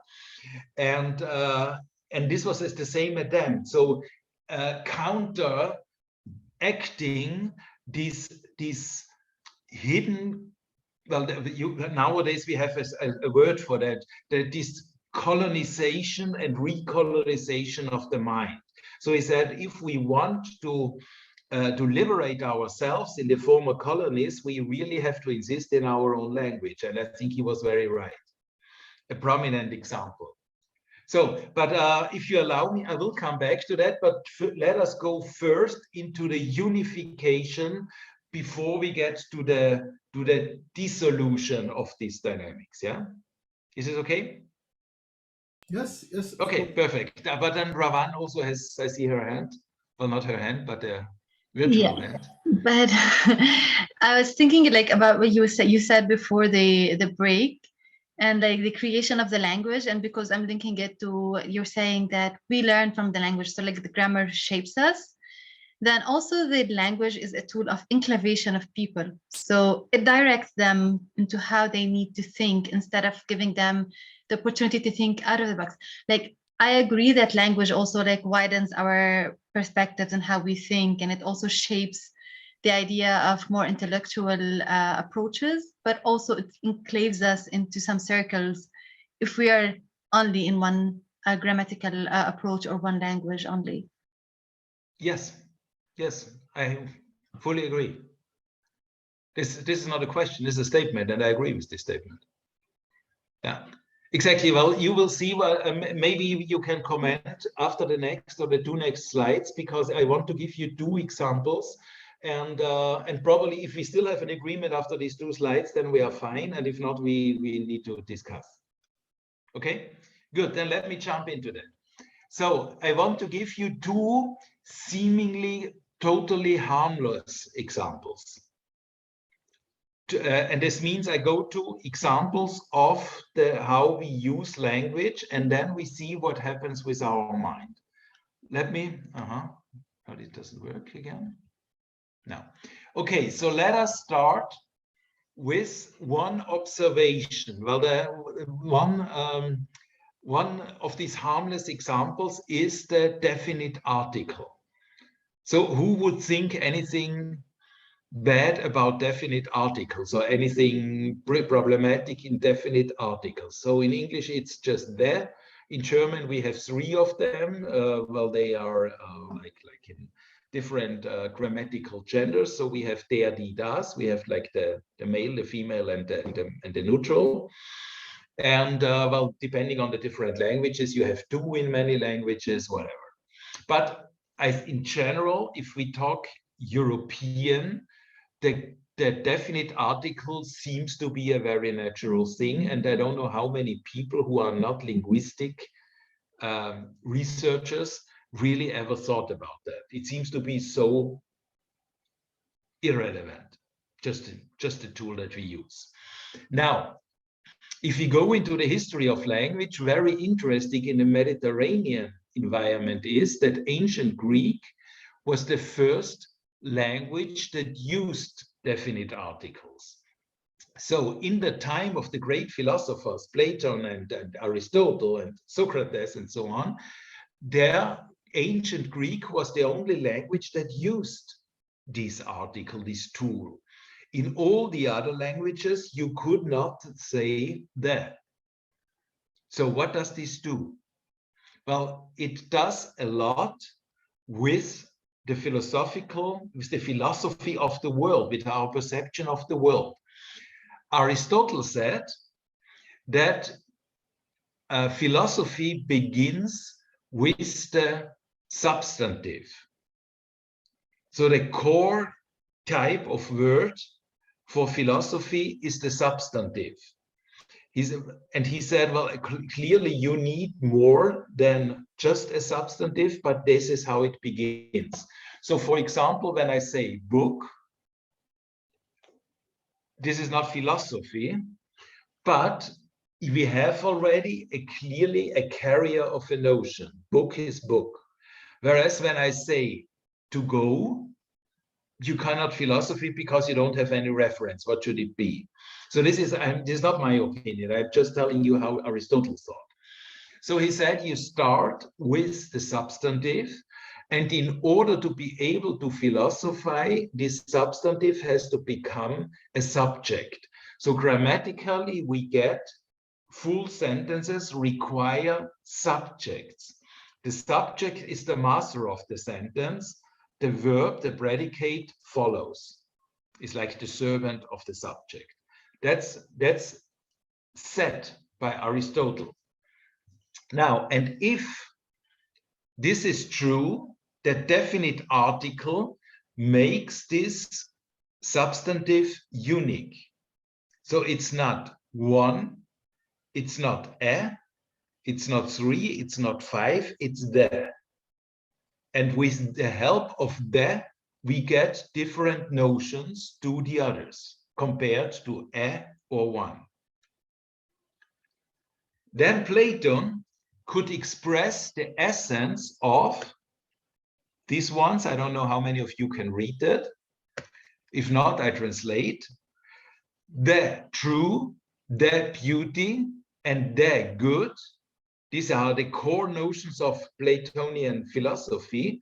He could only express the essence of that with the help of the definite article. So in the neighboring languages at that time, you could say, I agree, this is true. You could say, I find that beautiful. You could say, this feels good. But you could not name the abstract of the true or the truth, the beauty or the good as an abstract essence. So in order to create abstract essences, you need the definite article grammatically. Are you with me? Oh, I don't get so much reaction. Yes, okay. Yat is with me. Okay, I'm not alone. Okay, good. So, and now what happened is that, well, this was a special property of ancient Greek. And you can imagine how difficult it was to translate notions from the neighboring languages into this Greek or the inverse. And this comes to no minor notions like, for example, translating the Aramaic God into Greek. In Aramaic, you could not say that God, but in Greek you could. So how do you translate that? And then all this essential, because the true, the beauty, the good, these are crucial things for the ethical, these are the ethical pillars of society. So how do you create a society with or without that? That makes a difference. So the most modern European languages derived later the definite article from ancient Greek, which means this made a career through Latin into all the modern languages. And I told you with the previous slide that modern European languages begin their history in 1492 with Bricha. So all the others took this rule that there has to be a definite article indirectly from ancient Greek, functionally you could say from ancient Greek, and normatively from Spanish. And since that time we have it everywhere. And because of that we can say these things. We could not philosophize that way as Plato, and Plato became the core of the European mind. So European deep culture is Platonian. Yeah. So that means it is Christian Platonian, but Christian in the sense of Platon's translation. And this requires these notions. So one cannot, as I already said, one cannot say or cannot imagine the one God without a definite article. So what is God? How do you translate the notion of this God into a language where the definite article does not exist? And most ancient languages, as I already said, did not know definite articles, and extra-European languages did not use them before colonization. Now imagine what the Native Americans understood when the Spaniards spoke in Bricha's language about the true, the beauty, the good that God to them. And then, of course, it continues, the justice. We started this discussion today with justice. So, and the question was, whose justice? And what is justice? In this language, you can ask meaningfully, what is the justice? You cannot translate that into Native American languages. Their justice doesn't work. They don't have it. They don't have a grammatical tool for that. Just, yes, just works, but just is relational. Now, in our encounter between you and me, what is just? What is fair? But that justice as an abstract essence, impossible. The language doesn't know it, and the mind cannot get it. So imagine the encounters between these people. Imagine the Spaniards and the Portuguese going down the African coast and meeting the people in what nowadays is Nigeria, or I don't know, Ivory Coast and Benin and all these countries, yeah? So, I mean, beside all the characteristics of the individuals who went and who did these journeys, the main point is what linguistic tools that they have available. And we see here a crucial notion, what makes it very difficult. So the next one that also seems to be so harmless is many extra-European languages did not know personal pronouns before colonization. So now we come to the example that I gave you before. How do you say, "Choo, choo, choo, how cute you are," in a language that does not know personal pronouns? well, still you get across, yeah, this, you can do that in any language, that there is a baby and the mother or an adult person in general loves this baby. So you can transport with sounds, with gestures, the love for the baby. This works, but you cannot say you. And this means you cannot say I. You cannot say I, in my case, I, your father, love you. I cannot say I love you. In the most languages, like for example, in Japanese or in Chinese languages, you have to contextualize. So I can say the father loves the baby or the daughter. This I can say, and it means in the context, this father is not whatever father, this I mean myself, because in relation to my daughter, I am the father. So the father loves the daughter, this is possible. But I love you, I cannot say, it wouldn't make sense. So in languages like this, and these are quite crucial languages, it's quite interesting if you go into Persian context in this Farsi, how people are struggling with that. The modernization has changed a lot in this language. So, and others have complex systems that do not refer to the idea of the perpetuated ego. So that's the point. When I use personal pronouns, I start from the idea that I am inhabited by a soul that existed before birth and will exist in all eternity. And therefore I have a constant ego. This is always there. This works very well in the moral context, and therefore it became very popular there. So what is a person? In Christian philosophy, a person is composed by a body, a mind, and a soul. So these are the three ingredients of a person, and they are connected to each other forever. Of course, the body only as long as the person is alive, the rest lives for eternity. So that works as a perpetuated ego in these settings. So now I ask you, what do you think on this picture that you see here?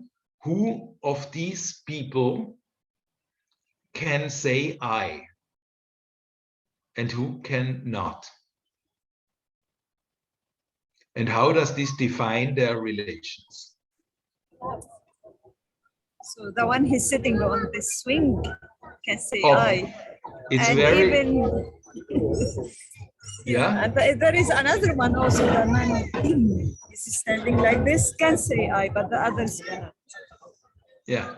So They very are like obvious. stable. Yeah. So very obvious. We can say that there's one person who definitely speaks a language that knows grammatically personal pronouns. Yeah. Even we don't know the nationality, but we can say if you look at that, that's pretty clear.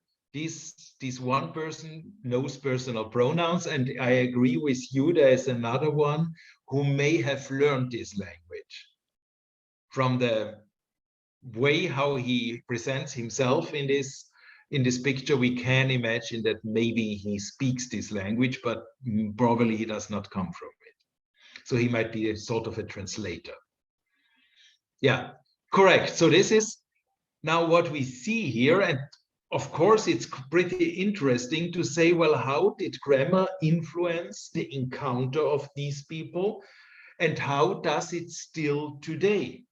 This was Yad's question before. So what about today? Well, today the linguistic studies, of course, know these things and discuss these things, and we try to make it relevant for social sciences. But first of all, we have to get aware in a broader sense. And I don't know how many times those who happen to be in this lecture now have ever thought about personal pronouns and their social impact until now. Yeah. So for peace studies, when we ask, again, I come back to the first question, what is peace from your personal perspective? Of course, this answer to this question will be super framed by the grammatical form in which it is addressed and in which you try to answer.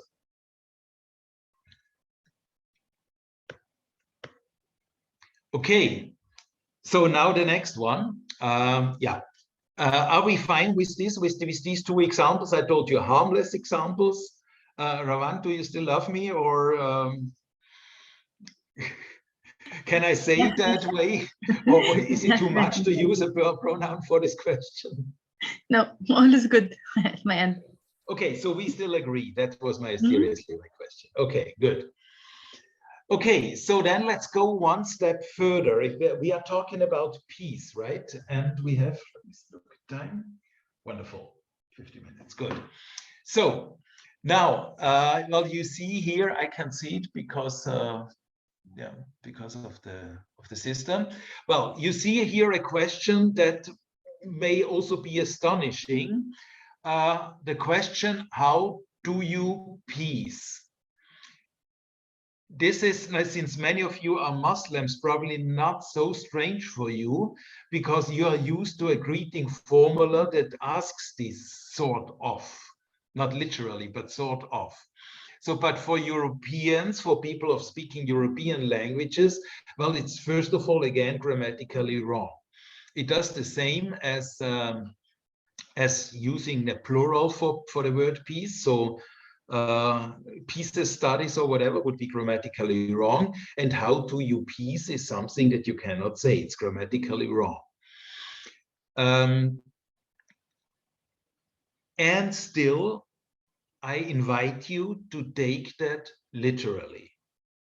We are now in the next step. We left now the world of the pronouns and the definite article behind for a moment, and we go one step further. Imagine to peace would be a verb, and you would meet and greet each other seriously, literally, not with the question, how do you do? But you would ask, how do you peace? And you mean it. That's interesting. If it comes to greeting formula, we use them so many times, so often, and so in so many ways that usually we don't reflect them. We don't think, what do I say when I enter a room and I say, how do you do? Yeah. And usually I don't really mean it. I don't want to know how the other one does. Yeah. I just want to say something like, here I am. And yeah, so, but now if we would take that seriously, so when I ask somebody, how do you do? I'm not satisfied with a quick fine, but I say, hey, I ask you a serious question. How do you do? Could you want to tell me? And then it takes us 30 minutes just to discuss how the other one is, for really getting to a clear understanding. And now we go this step further and say, well, how do you peace? Imagine this would be grammatically correct, and I mean it. I did this exercise quite often. We could do it with breakout rooms even. Is this possible yet? I think he's not here. He's running. He's not running. He doesn't feel at rest. Is it possible to make breakout rooms? Yes, of course. Yes. Okay, yes. great. Then let us discuss that after the next slide. I would like to do so. So now first I invite you to think, how would a world be in which we greet each other? You see Corona technically correct in this picture, with how do you peace? And then we wait for a serious answer. What would you say if somebody comes to you in your office and says, how do you peace? And then courtesy requires that you give a real answer. Imagine that. So what would you say? And well, in general, the question is, imagine to peace would be a correct word, and we would talk that way.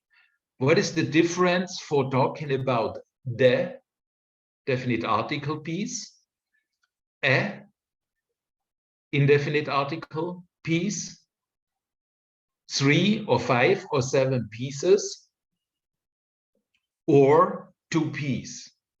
What makes the difference?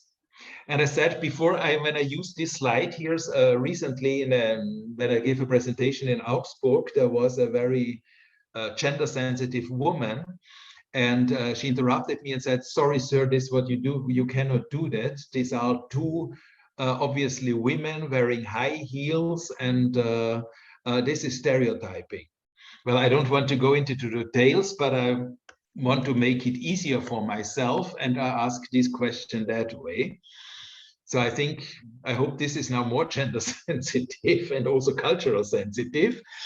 So the question would be, how do you peace? If this question is a normal greeting question, but a seriously meant one, what would you answer? So Iyad, if you can make breakout rooms, let's say with 3 persons in each.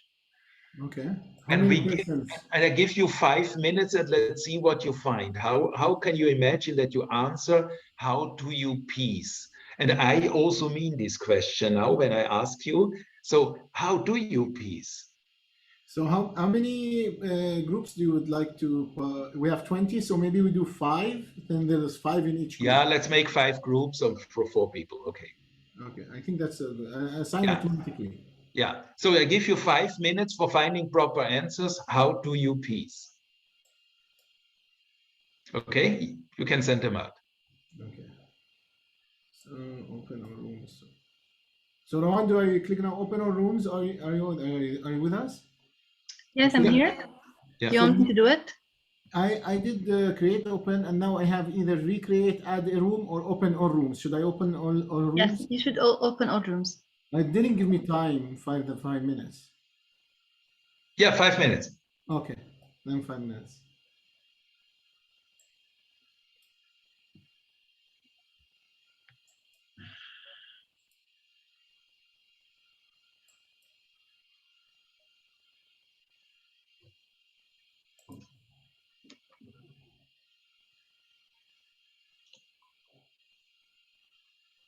I'm the only one who's not joining.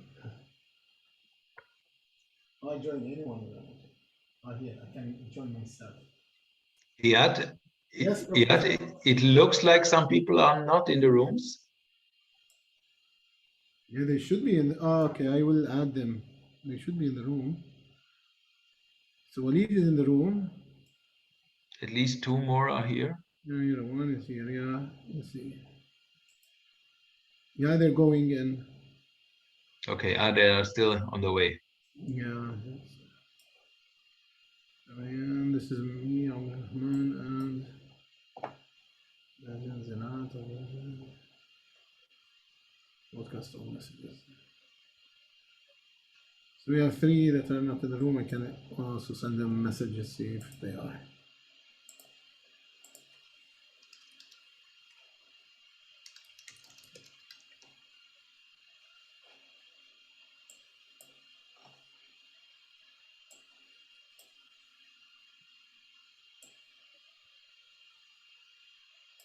Okay.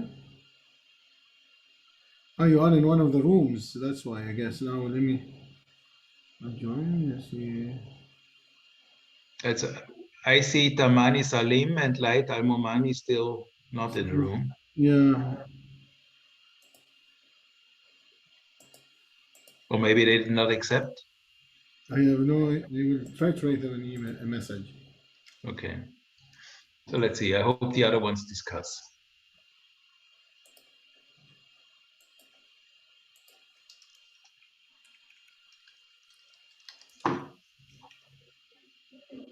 The others are in. So then there's only me, and also this Professor Omar. Professor Omar, are you in? I don't think he can hear us. Let's see. I'm put in a waiting room. Oh, no, it's not.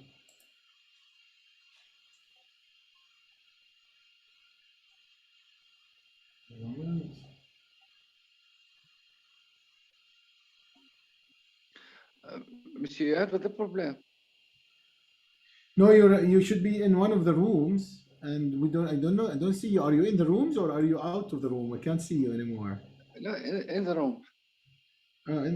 No, we did rooms, but nobody. Like 3 are out, and I wanted to know why. Another person. Are you in the room? Are you in one of the rooms, Professor? actuellement, non. Yeah, I don't know why did not invite 4 people did not invite them. Yes, yes. So I don't know why. Try maybe here, but here it says that you are invited. So again, yeah, the rest are invited. It's okay. So Rahman joined. So I try to invite you to another room, see if it works. We'll try again. But mostly they are invited, only 2 were not accepted. I don't know why. Abdurrahman, let's see. Abdurrahman, can you? Abdurrahman, did you enter? Could you enter?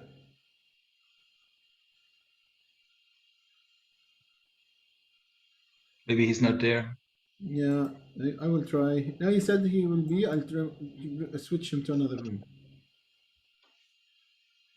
I actually know who's Abdurrahman Said. I think that's a guy from Algeria.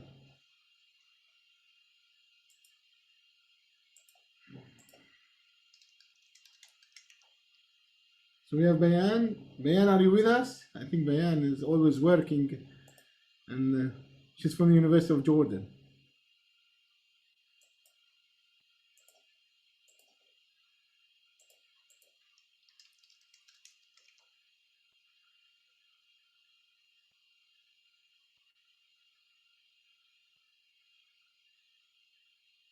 I think Abdurrahman is also. So when do you think, Professor, we should disconnect them? Well, maybe he's not there. I'm not sure. I mean, probably he has to accept that. But he's the last one. The rest is in the groups, right? The rest, yeah, the rest went in. I think Yeah. it's So our maybe we give them 1-2 minutes more because we lost some time with that. So yeah, but yeah. it's okay. Everyone went inside, so it's fine. Yeah. Okay. Yeah. Only Abdurrahman is not here. I understand him. He sent me a message today morning. If he's the same guy, but I don't Yeah. know. Maybe only the computer is there. I'm not Yeah, sure. exactly. I think he's not there. Okay. So let's wait and give them. Yeah, 1 or 2 minutes more, and then we call them back. Yeah. No, he is with us, but he sent me he is in the room. I don't know. This is maybe because I have 2 computers. Yeah, that would be the issue. You know, he sent me a message on WhatsApp. Oh my God.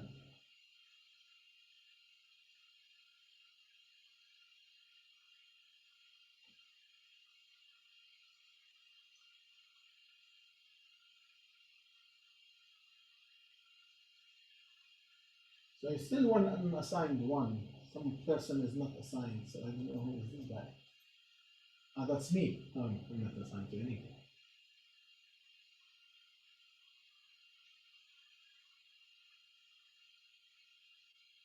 You can join them, Professor, if you like. It's up to you.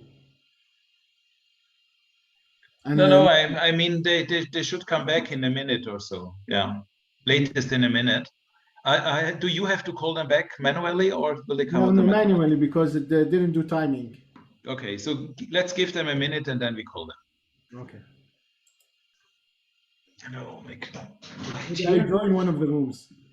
Okay. Okay, I'm joining one of the rooms.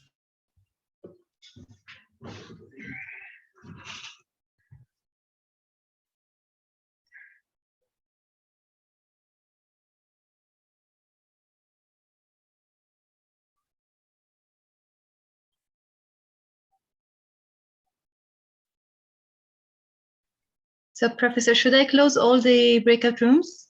Yes, Bring- please. Yeah, call them back, please. Okay.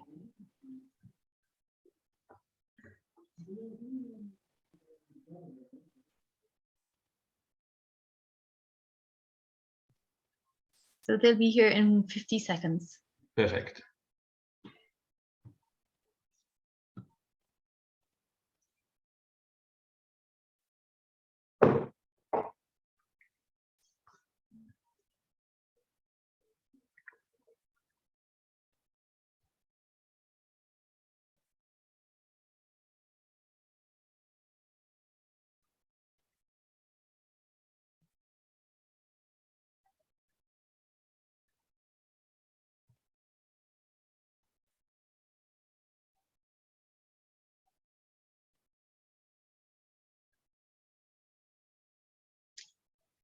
Since I see Luis Peña, are you from Argentina? Microphone, please. I'm from Colombia. I work in Patagonia with the Mapuche. Okay. I'm from the GCRS and Okay. postdoctoral researcher. Yeah, I just thought that I might know your father because I know Professor Luis Peña from Argentina. Who works at the University of Buenos Aires, exactly your name. So I thought maybe you're his son. Yeah, no. But you're not. No, I am not. Okay. So from Colombia, beautiful. From Colombia. Okay, so are we complete then again, Ravan? Now back, and there's two people that got lost when we came back. We lost them in the rooms? Yeah, I lost them in the room. No, the rooms are closed, so everybody's back from the breakout rooms, but maybe they left the meeting instead of leaving the breakout room. Okay. Maybe. So they went to the cafeteria. I don't know how many people there were supposed to be in the breakout rooms, but we only had two. I was alone with Kimberly, I think. Yeah, we were two as well, so not everybody joined the meeting rooms, the breakout rooms. Okay. However, let's just try. Doesn't matter. Let's see what we found. Can I maybe have a short voice from each group? It's difficult to say who is 1, 2, 3. Well, yes, no, they have numbers. So maybe just in a few words, how do you piece in group 1? Do we have any finding or proposal? And group 1, that would be? Yeah. Yes, please let us know. What did you find? Yes. That would be us? Me and Kimberly?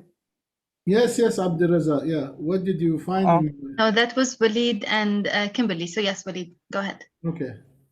Okay.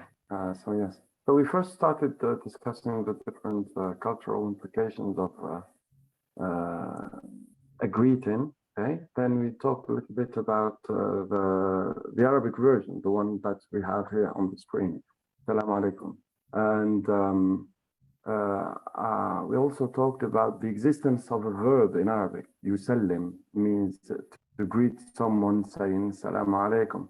However, when we use it in this case, we are more talking about a stated verb rather than an action verb. But in your question, how do you piece? I think that the verb is more of an action verb. How, or another way of putting your question is, how have you been piecing lately, or something like that? Yeah.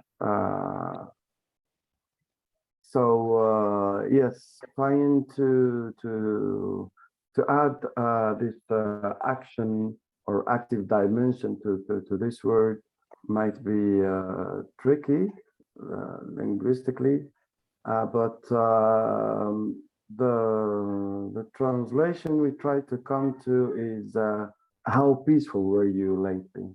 How peaceful were things with you lately? How peaceful to others were you lately? And how was life? How peaceful was life?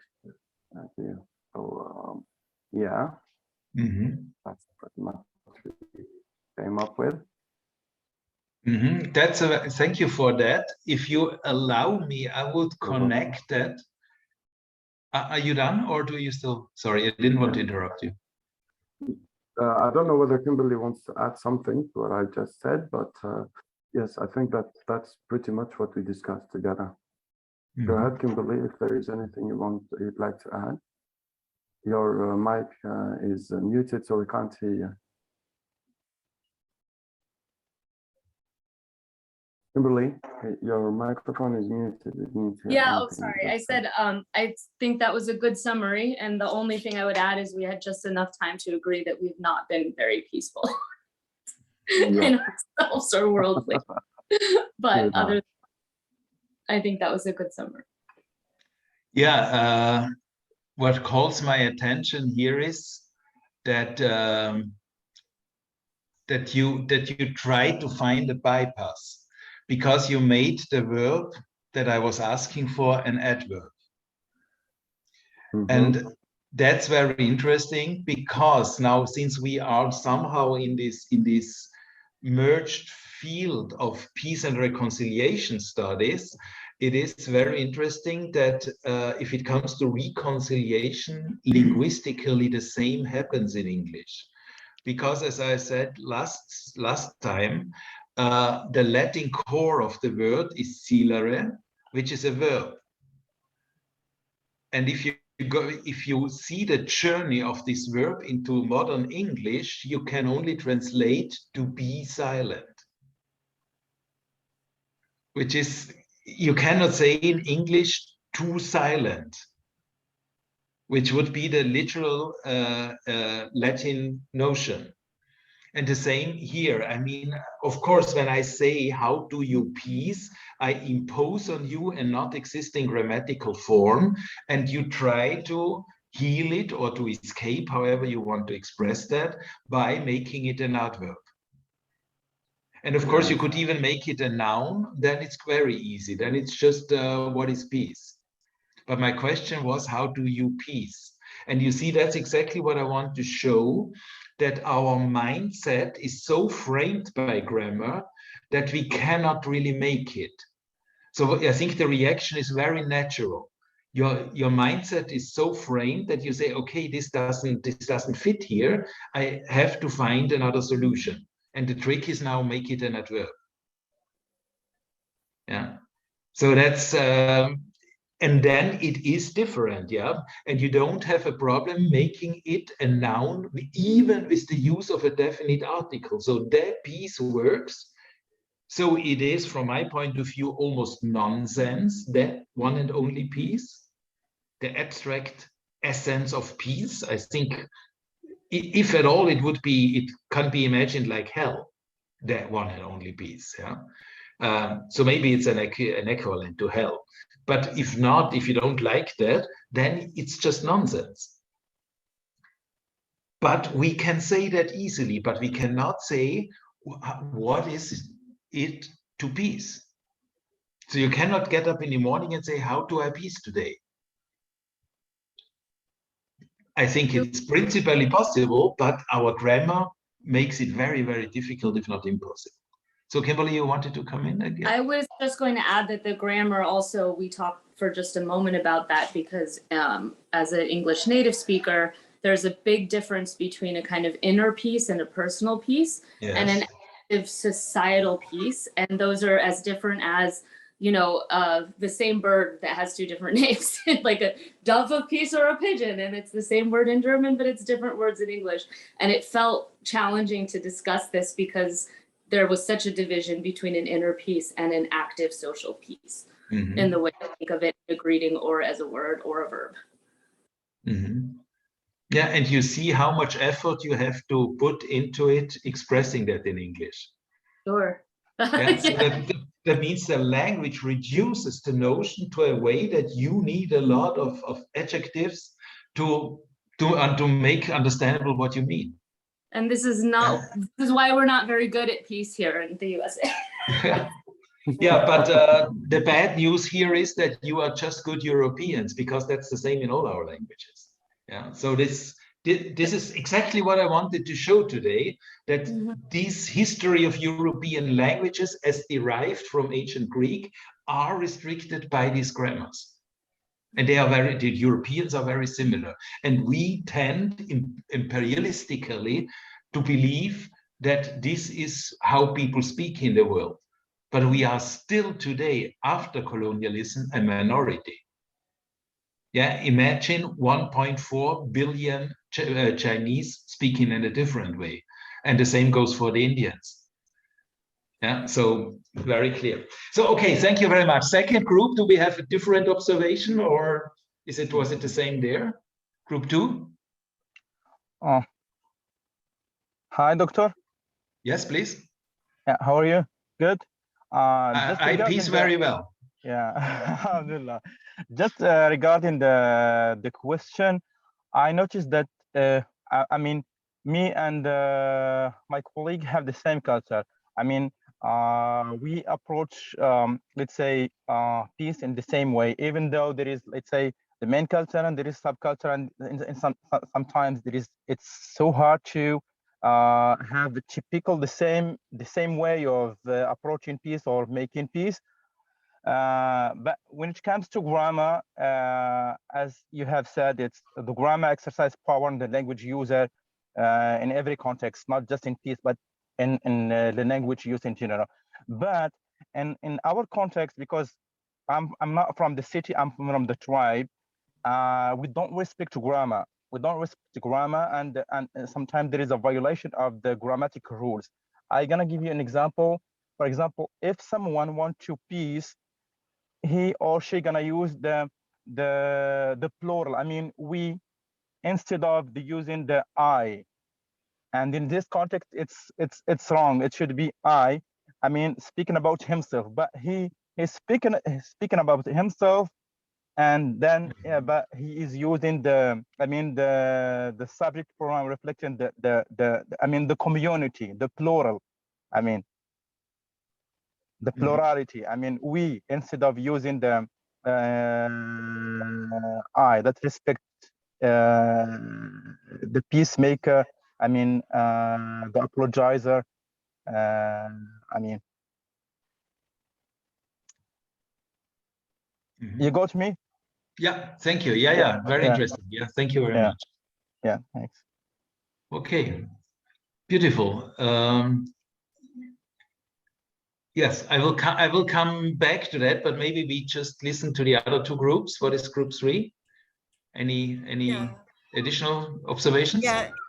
Yeah, me and Dr. Ruiz and Mazen, two before peace made us think deeply. So if we want to say, how do you do peace? We were thinking about the mechanisms and the tools that we are using to reach a peaceful situation. For example, maybe I will use the power to reach the peace. I will use the rule of law. I will use the good communication. Maybe we will use the power of the love. And under love here, we can use the our body language, the gestures, and the words that has that positive sense, the harmony. So this about how to peace. And if we want to remove the two, we were thinking about the words that has the sense of making us feeling peacefully between two parties I mean, interpersonal level. For example, we can say in Arabic, Assalamu alaikum, in French, salut, and how are you, and all these words.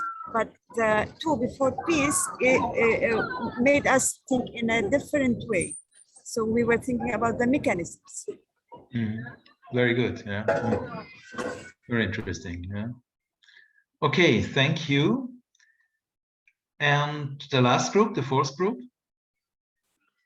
So before we share our opinion, we believe that there is a trick in the question, and you want us to be led to somewhere else. We didn't know where are you taking us, but what we thought about is, also the mechanism. So we were thinking, okay, maybe we speak the language, so there is Assalamu alaikum, but also we were thinking about the body language. If we're talking to an indigenous tribe in the Amazons, for example, then it is more about the power of a smile, the body language itself.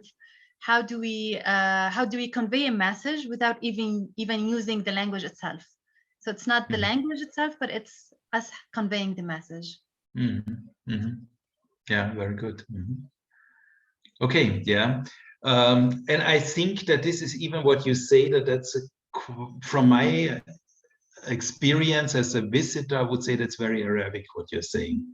This is what I can see in the gestures of Arabic people, that the body language is, even since I don't speak the language, but very often I can read the body language, and exactly this expression comes across. Yeah.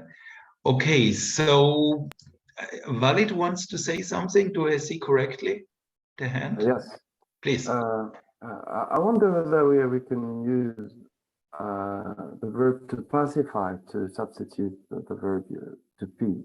To pacify, I think, is to bring peace to a fighting zone, or peace between two parties, or many parties. or to make someone who is aggressive and angry peaceful. And I wonder whether we can somehow use this verb and transform it somehow to mean the same thing. Okay. Okay, thank you for that. Yeah, that's also a good one.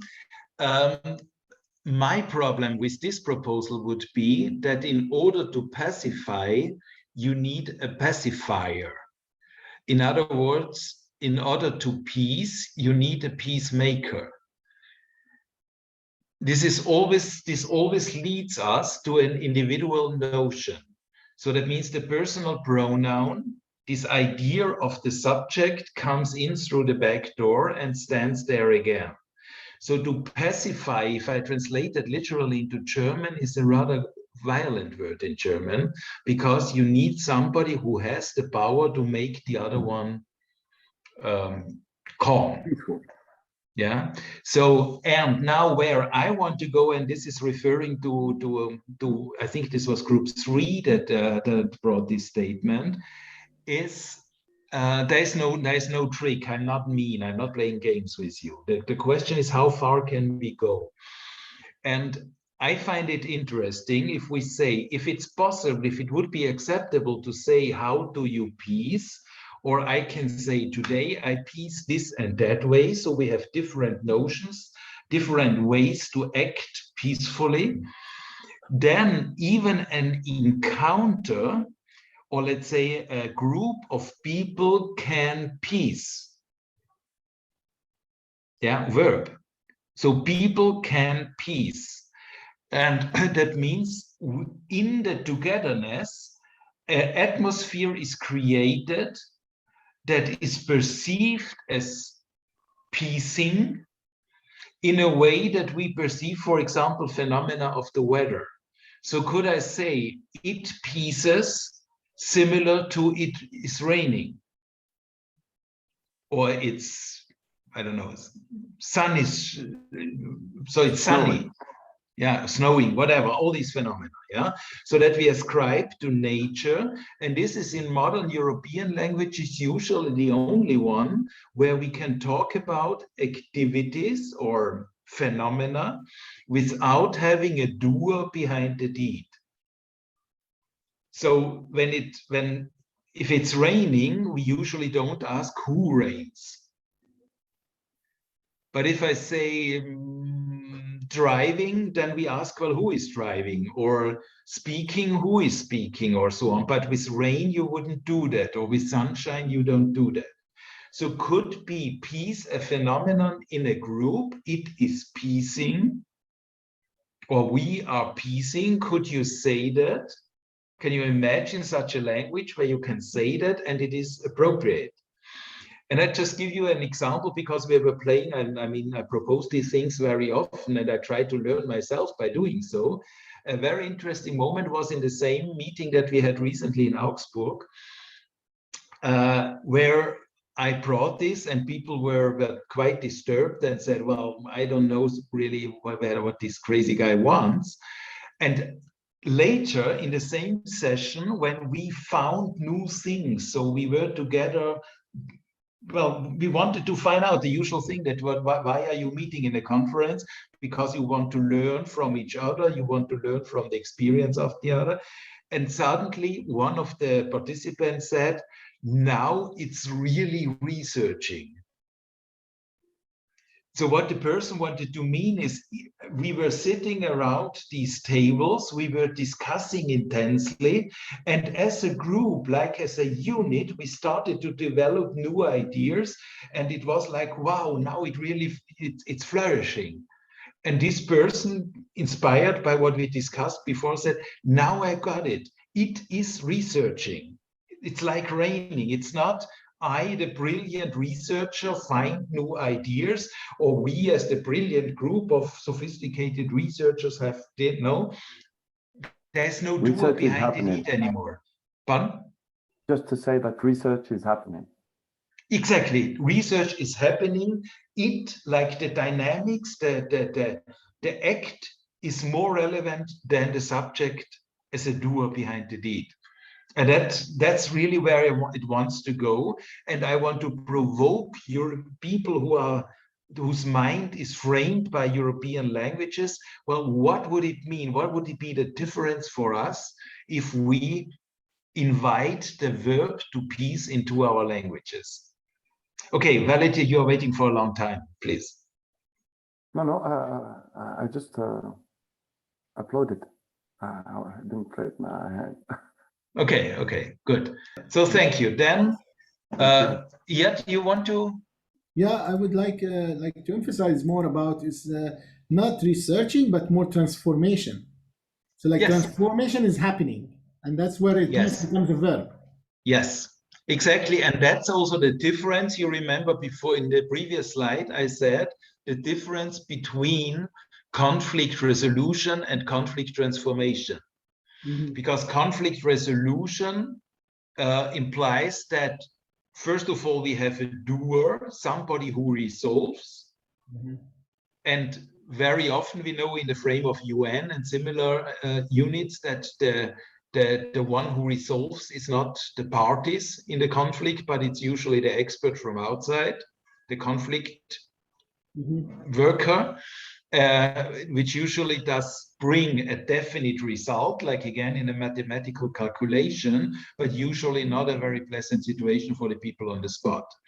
So therefore, this is exactly where the concern comes from. Whereas in conflict transformation, we see people working on their relations. The agency is in the hands of the parties involved, and the conflict worker is in the best of all cases a frame giver, a provider, but not a resolver, and knows and acknowledges that this is just a temporary process in the encounter of the people. So there is no final result such as peace or such as conflict resolved. So this very different mindset, how we do the conflict work. And of course, in reconciliation, I think it's exactly the same story. If I understood this Hölderlin approach correctly, then it's the same, that we know the potential for the transformation is in the encounter, is in the conflict. Reconciliation, if I translate that as conflict transformation, means that this is a process that has to be done by the parties, and then they will still relate. So it will be over. So when the reconciliation is done, they are still in a relation, and it's very likely that new conflict will come and they have to do it again. Because as long as we are alive, this will be part of our reality. Okay, good. So very happy with that. Now, again, I doesn't react. Okay, so what I want to show with that, and I also have to regard time because this is quite important for me now. So, to peace or not to peace, that is here the question. That's my version of Shakespeare, of the Hamlet. I think that everybody knows. A little bit different expressed than Shakespeare. He may forgive me. And now what we see is when we get to these understandings of peace, if we say what is grammatically correct, the peace, then we decide that peace is an essence. And by that we provoke the question, so what is it then? And in these languages, in modern European languages, what we usually get is this claim of an essence, the peace. But if we then ask for a definition, what we get is an absence. The absence of war, the absence of violence. So that's a very flawed and poor definition of peace. Then we have the second family. This is what principally I proposed, like many others as well, a plural, the pieces. That means we can say correctly a piece, or one or two or three or five different pieces. And we can say that because we turn away from the individualistic approach from this idea that there is an identity. Identity is just, as we said already, I think, is just the result of identification. So identity is what I think now that I have been once. I identify, I make myself ident with my past, but identity per se does not exist. So therefore, we focus on the relations of people or groups of people. So usually the conflict parties, and we see that they may have different pieces, will live under different pieces, and this might even be contradictory and still okay. So this was a question that we had already today when I was asked about this notion, so that some pieces are possible. In this mindset, yes, grammatically wrong. And finally, what we had just now, two piece that refers to the deed. So the difference is, do we focus or do we work with the idea of an individual, of relation, or of process or operation? And of course, in all kinds of conflicts, we always have all of that involved. Therefore, all of it has to be regarded. That means that piece is not necessarily wrong. If people believe in the one piece, we have to respect that.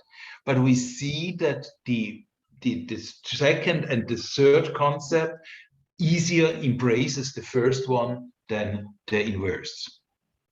Okay? Okay, so what we see and learn here now is that the language is really a dominating, the grammar is really a dominating frame, because a subject-oriented grammar, and this goes, all European languages are subject-oriented, they automatically create a transcendent mindset. And therefore, they want to have, they long for the one and only peace by using the tool, the definite article, the peace. And they always think in the subject-object tension, this essence, so we have necessarily a peacemaker behind the peace. And if the peacemaker is God, we are already in a rather relaxed position. But very often we impose ourselves as the peacemakers. So if I pacify somebody else's world, this is not good news for this other world, for these other people. So, and then we have also, when we use this grammar, we automatically construct the personal, or we have as tools the personal and possessive pronouns. Possessive I didn't discuss, but they also would apply here. That means this idea of the eternal soul that is in a mundane setting, the perpetuate ego. So he or she who has been born on that day with that name by these parents is, until the moment of death, always the same. The dynamic idea of experience makes us, and we identify each moment anew, is lost in this grammar. Okay?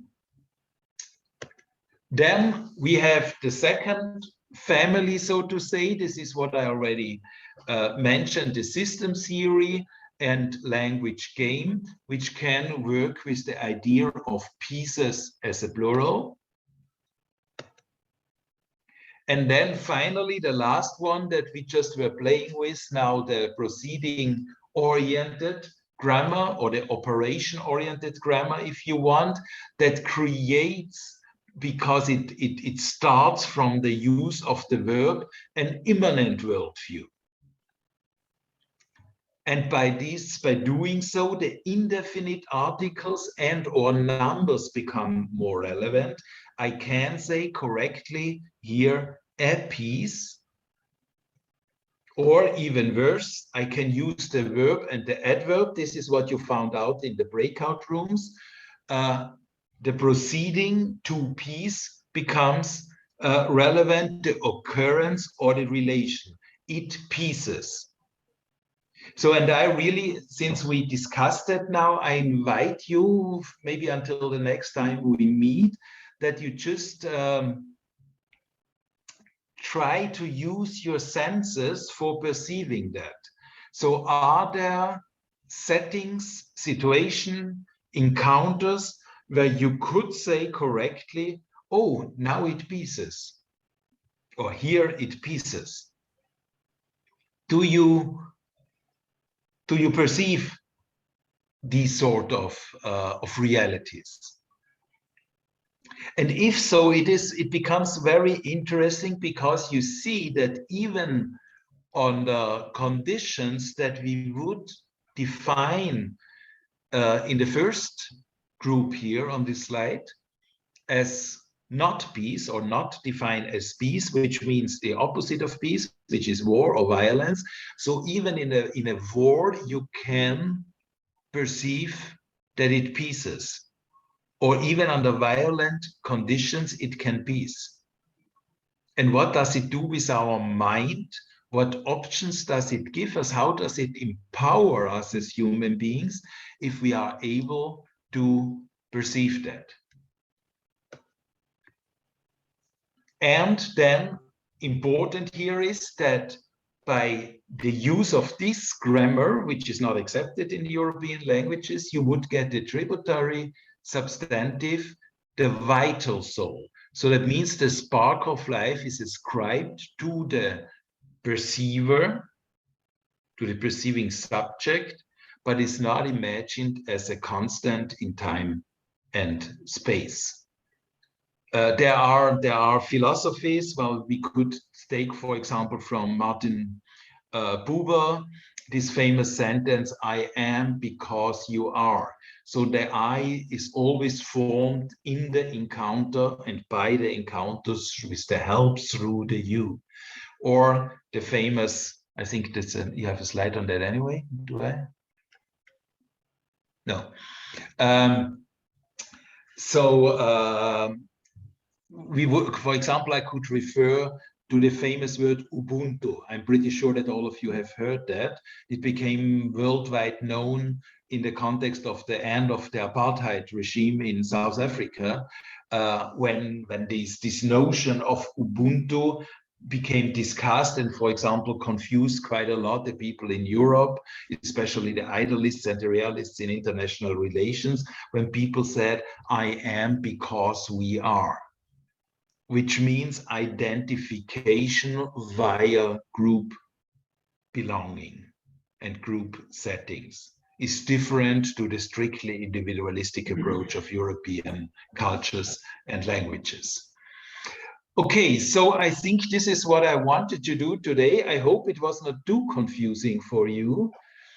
In the best case, it was a little bit thought-provoking. And as I said before, I would be happy if you play a little bit with that until next time, and see how many times piecing encounters you, meets you in your life, in your daily life, and maybe you make some experience, or this experience makes you anew, and meet another person under the same name and same IT address next time. And we will continue next time then. Yet, if you agree, I would then say we do the postmodern and the transrational approach next time. Okay, that's excellent. And then after that, I will have a further session, and there we could do the structure of the ECM, if this is welcome. Yeah, that's fine. That's excellent, Professor.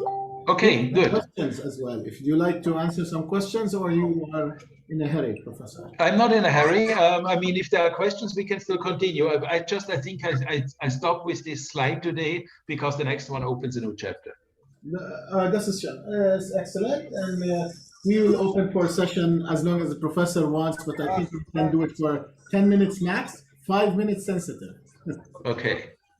5 minutes. So I see a hand. Let's. Yeah, Abdul Razak, you can start. Abdul Razak. Hello again. Just so my question is going to be related to the idea of the language. I mean, the importance of the language in the context of, I mean, in peace and so on. When I think of the language, actually, I'm not thinking of it as personally as just like say as a grammatical competence, as the grammar competence, because the language is as of multi competences. Like there is sociolinguistic competence, there is pragmatic competence, communicative competence, and so on and so forth. So in the context of peace building and so on, do you think that caring only about the correctness, I mean the correctness of the grammatical competence would be enough in peace building and in having appropriateness, the appropriateness? Because sometimes, to my mind, we may be correct in terms of the language use, I mean the grammar, the subject, verb, agreement, and so on and so forth, but we may not be correct when it comes to the pragmatics, when it comes to sociolinguistics. That's my question. Do we care only about the correctness of grammar, or do you mean, I mean, when you speak about the, I mean, the grammar and the language, you mean all these competences? Thank you. No, well, thank you for the question. Well, my answer here is clearly no, it's not enough, because then it would be very easy. Then we just would have to call for a conference and we draft a globally peaceful grammar that excludes all these violences that are created by grammar. And this did not work because the idea of Esperanto was exactly that. And in the end, we could see that people simply didn't accept it. I mean, it is a community that loves it very much, but in the end, it did not succeed. So I think we clearly say people on the globe don't speak Esperanto, and probably it is good because again, one global notion dominated by one global grammar would not be a very colorful world, at least. Yeah. And then it's definitely not enough, because these are just I mean, what I can do in one session like that to introduce you to very obvious elements of grammar. We would also have to discuss the vocabulary. Those who are interested, I invite you to have a look into the Palgrave Handbook of International Peace Study. No, the Palgrave International Handbook of Peace Studies, a cultural perspective, which I edited with some colleagues. And there we have 33 different notions of peace in different cultures. And for example, what I like very much is the chapter on the Zapotec notion of peace. This is, you know, Zapotecs is a Native American group in Mexico. And these titles, not all the others use the word. So how do you translate peace in the different languages? So the Arabic would be salam, quite clear, yeah? So and so on. And there they title what others call paz. So they use the Spanish word, the Mexican national language, because in Zapotec you don't have such a word. So the vocabulary does not exist. They have, of course, feelings of peace that we could translate, or that in a European language might be expressible in like something like do peace, but they don't have a word for that. And what it was necessary in this essay was several paragraphs, some pages, to describe what they mean when they try to translate it into Spanish and into English. And this is, for me, a perfect example how difficult that is. And in the end, I think this difficulty is good news, because this corresponds with the plurality of livelihoods and life realities. So isn't it good that we can express the whole rainbow possibilities, of perceptions of human beings in different languages in different ways. Isn't that more appropriate than having one standard for the whole world? That's so therefore, no, it's not enough. And probably it is good news that we will never can get it in an exhaustive way. So I hope this somehow, okay, I see the down. Thank you very much. Okay, then Abdelghani also has the hand raised. Yeah, okay, thank you, Prof, for this lecture. It was very informative and interesting, as usual. I'd like to ask you. Also, I have a lot of questions, but we don't have time. So I'd like to ask you about just one word. You said that justice is the only pacemaker. Justice is the only pacemaker, and you said that justice is always there. We can't make peace without justice. Okay, if someone, for example, if the one who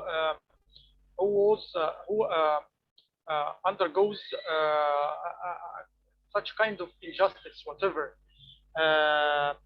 when he or she forgives the wrongdoer, okay, so he forgives him, and he doesn't want to take, for example, retribution or reparation or anything of that.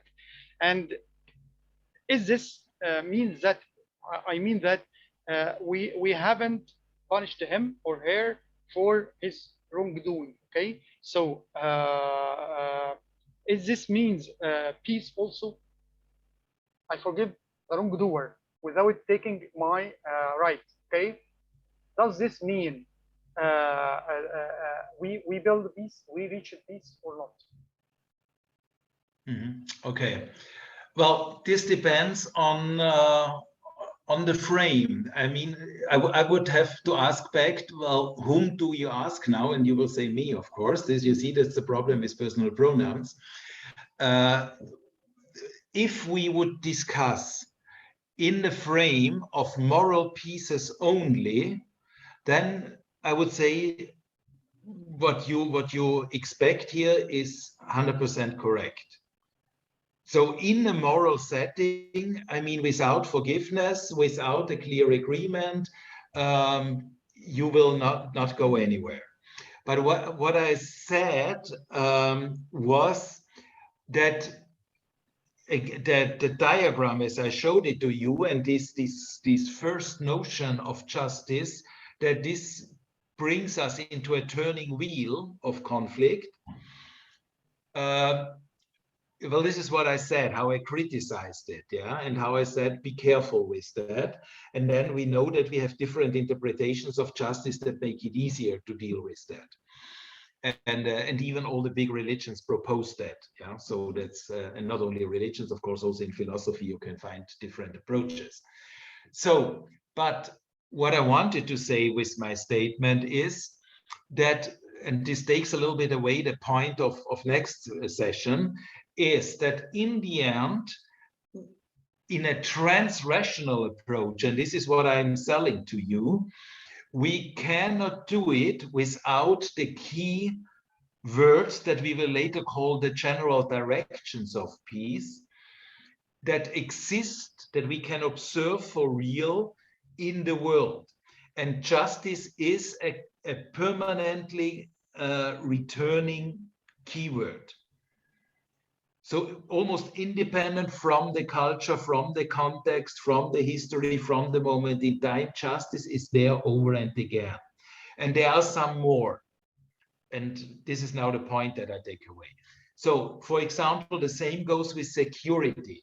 We did not discuss security at all today, but we all know that peace without security is difficult. So peace without justice is difficult. Then we have peace without truth is difficult. And I talked extensively about peace out of harmony the last time, because modern people tend to forget that or to disregard that. And this is also the same. Peace without harmony is hard to be imagined. So that means in the trans-rational, and I will explain that next time in detail, in a trans-rational idea of peace, we unify peace out of justice, peace out of harmony, peace out of security, and peace out of truth. And this unification requires a method for making it possible to peace, that means to live peace, requires a method that allows us to balance all of them. And that's the trick. So if we stay strictly in the mindset of one of them, then it's on the one hand simple, but on the other hand violent. Whereas the combination of it makes it constantly imperfect. So all of these pieces are imperfect. You never reach a status of 100% peace, but the oscillation, this homeostasis, as we say in system theory, make it livable. That means sometimes justice is my justice is more important to me. Sometimes I can forget about it because I get less justice, but more security, and the security becomes more important. Or there are moments when harmony is the most important, or there are moments when truth is more important. And whenever we overemphasize one of these notions, we get out of balance, and this being out of balance is very uncomfortable. This is not necessarily violent or not necessarily war, but it is unpeace. And we always want to go from unpeace to peace. And this never ends, because the 100% peace we will never get. We will always have to dance around it. So that's, again, well, that's the more or less the final point of next session, I guess. I will repeat it. Yeah. Okay, thank you so much. No, but I hope that it satisfies. Thank you so much.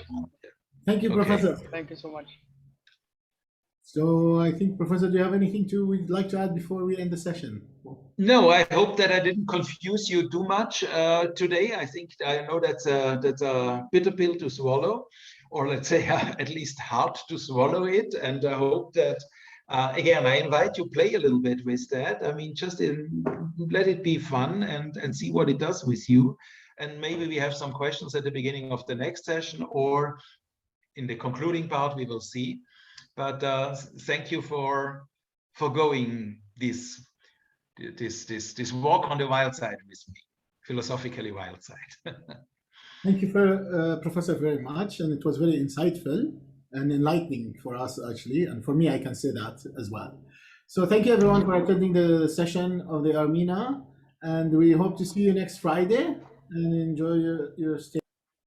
Thank you so much. Thank you, everybody. Thank you. Peace be upon you. Thank you very much. Peace be upon you. Professor, thank you, Dr. Yeah. I am ending the session now.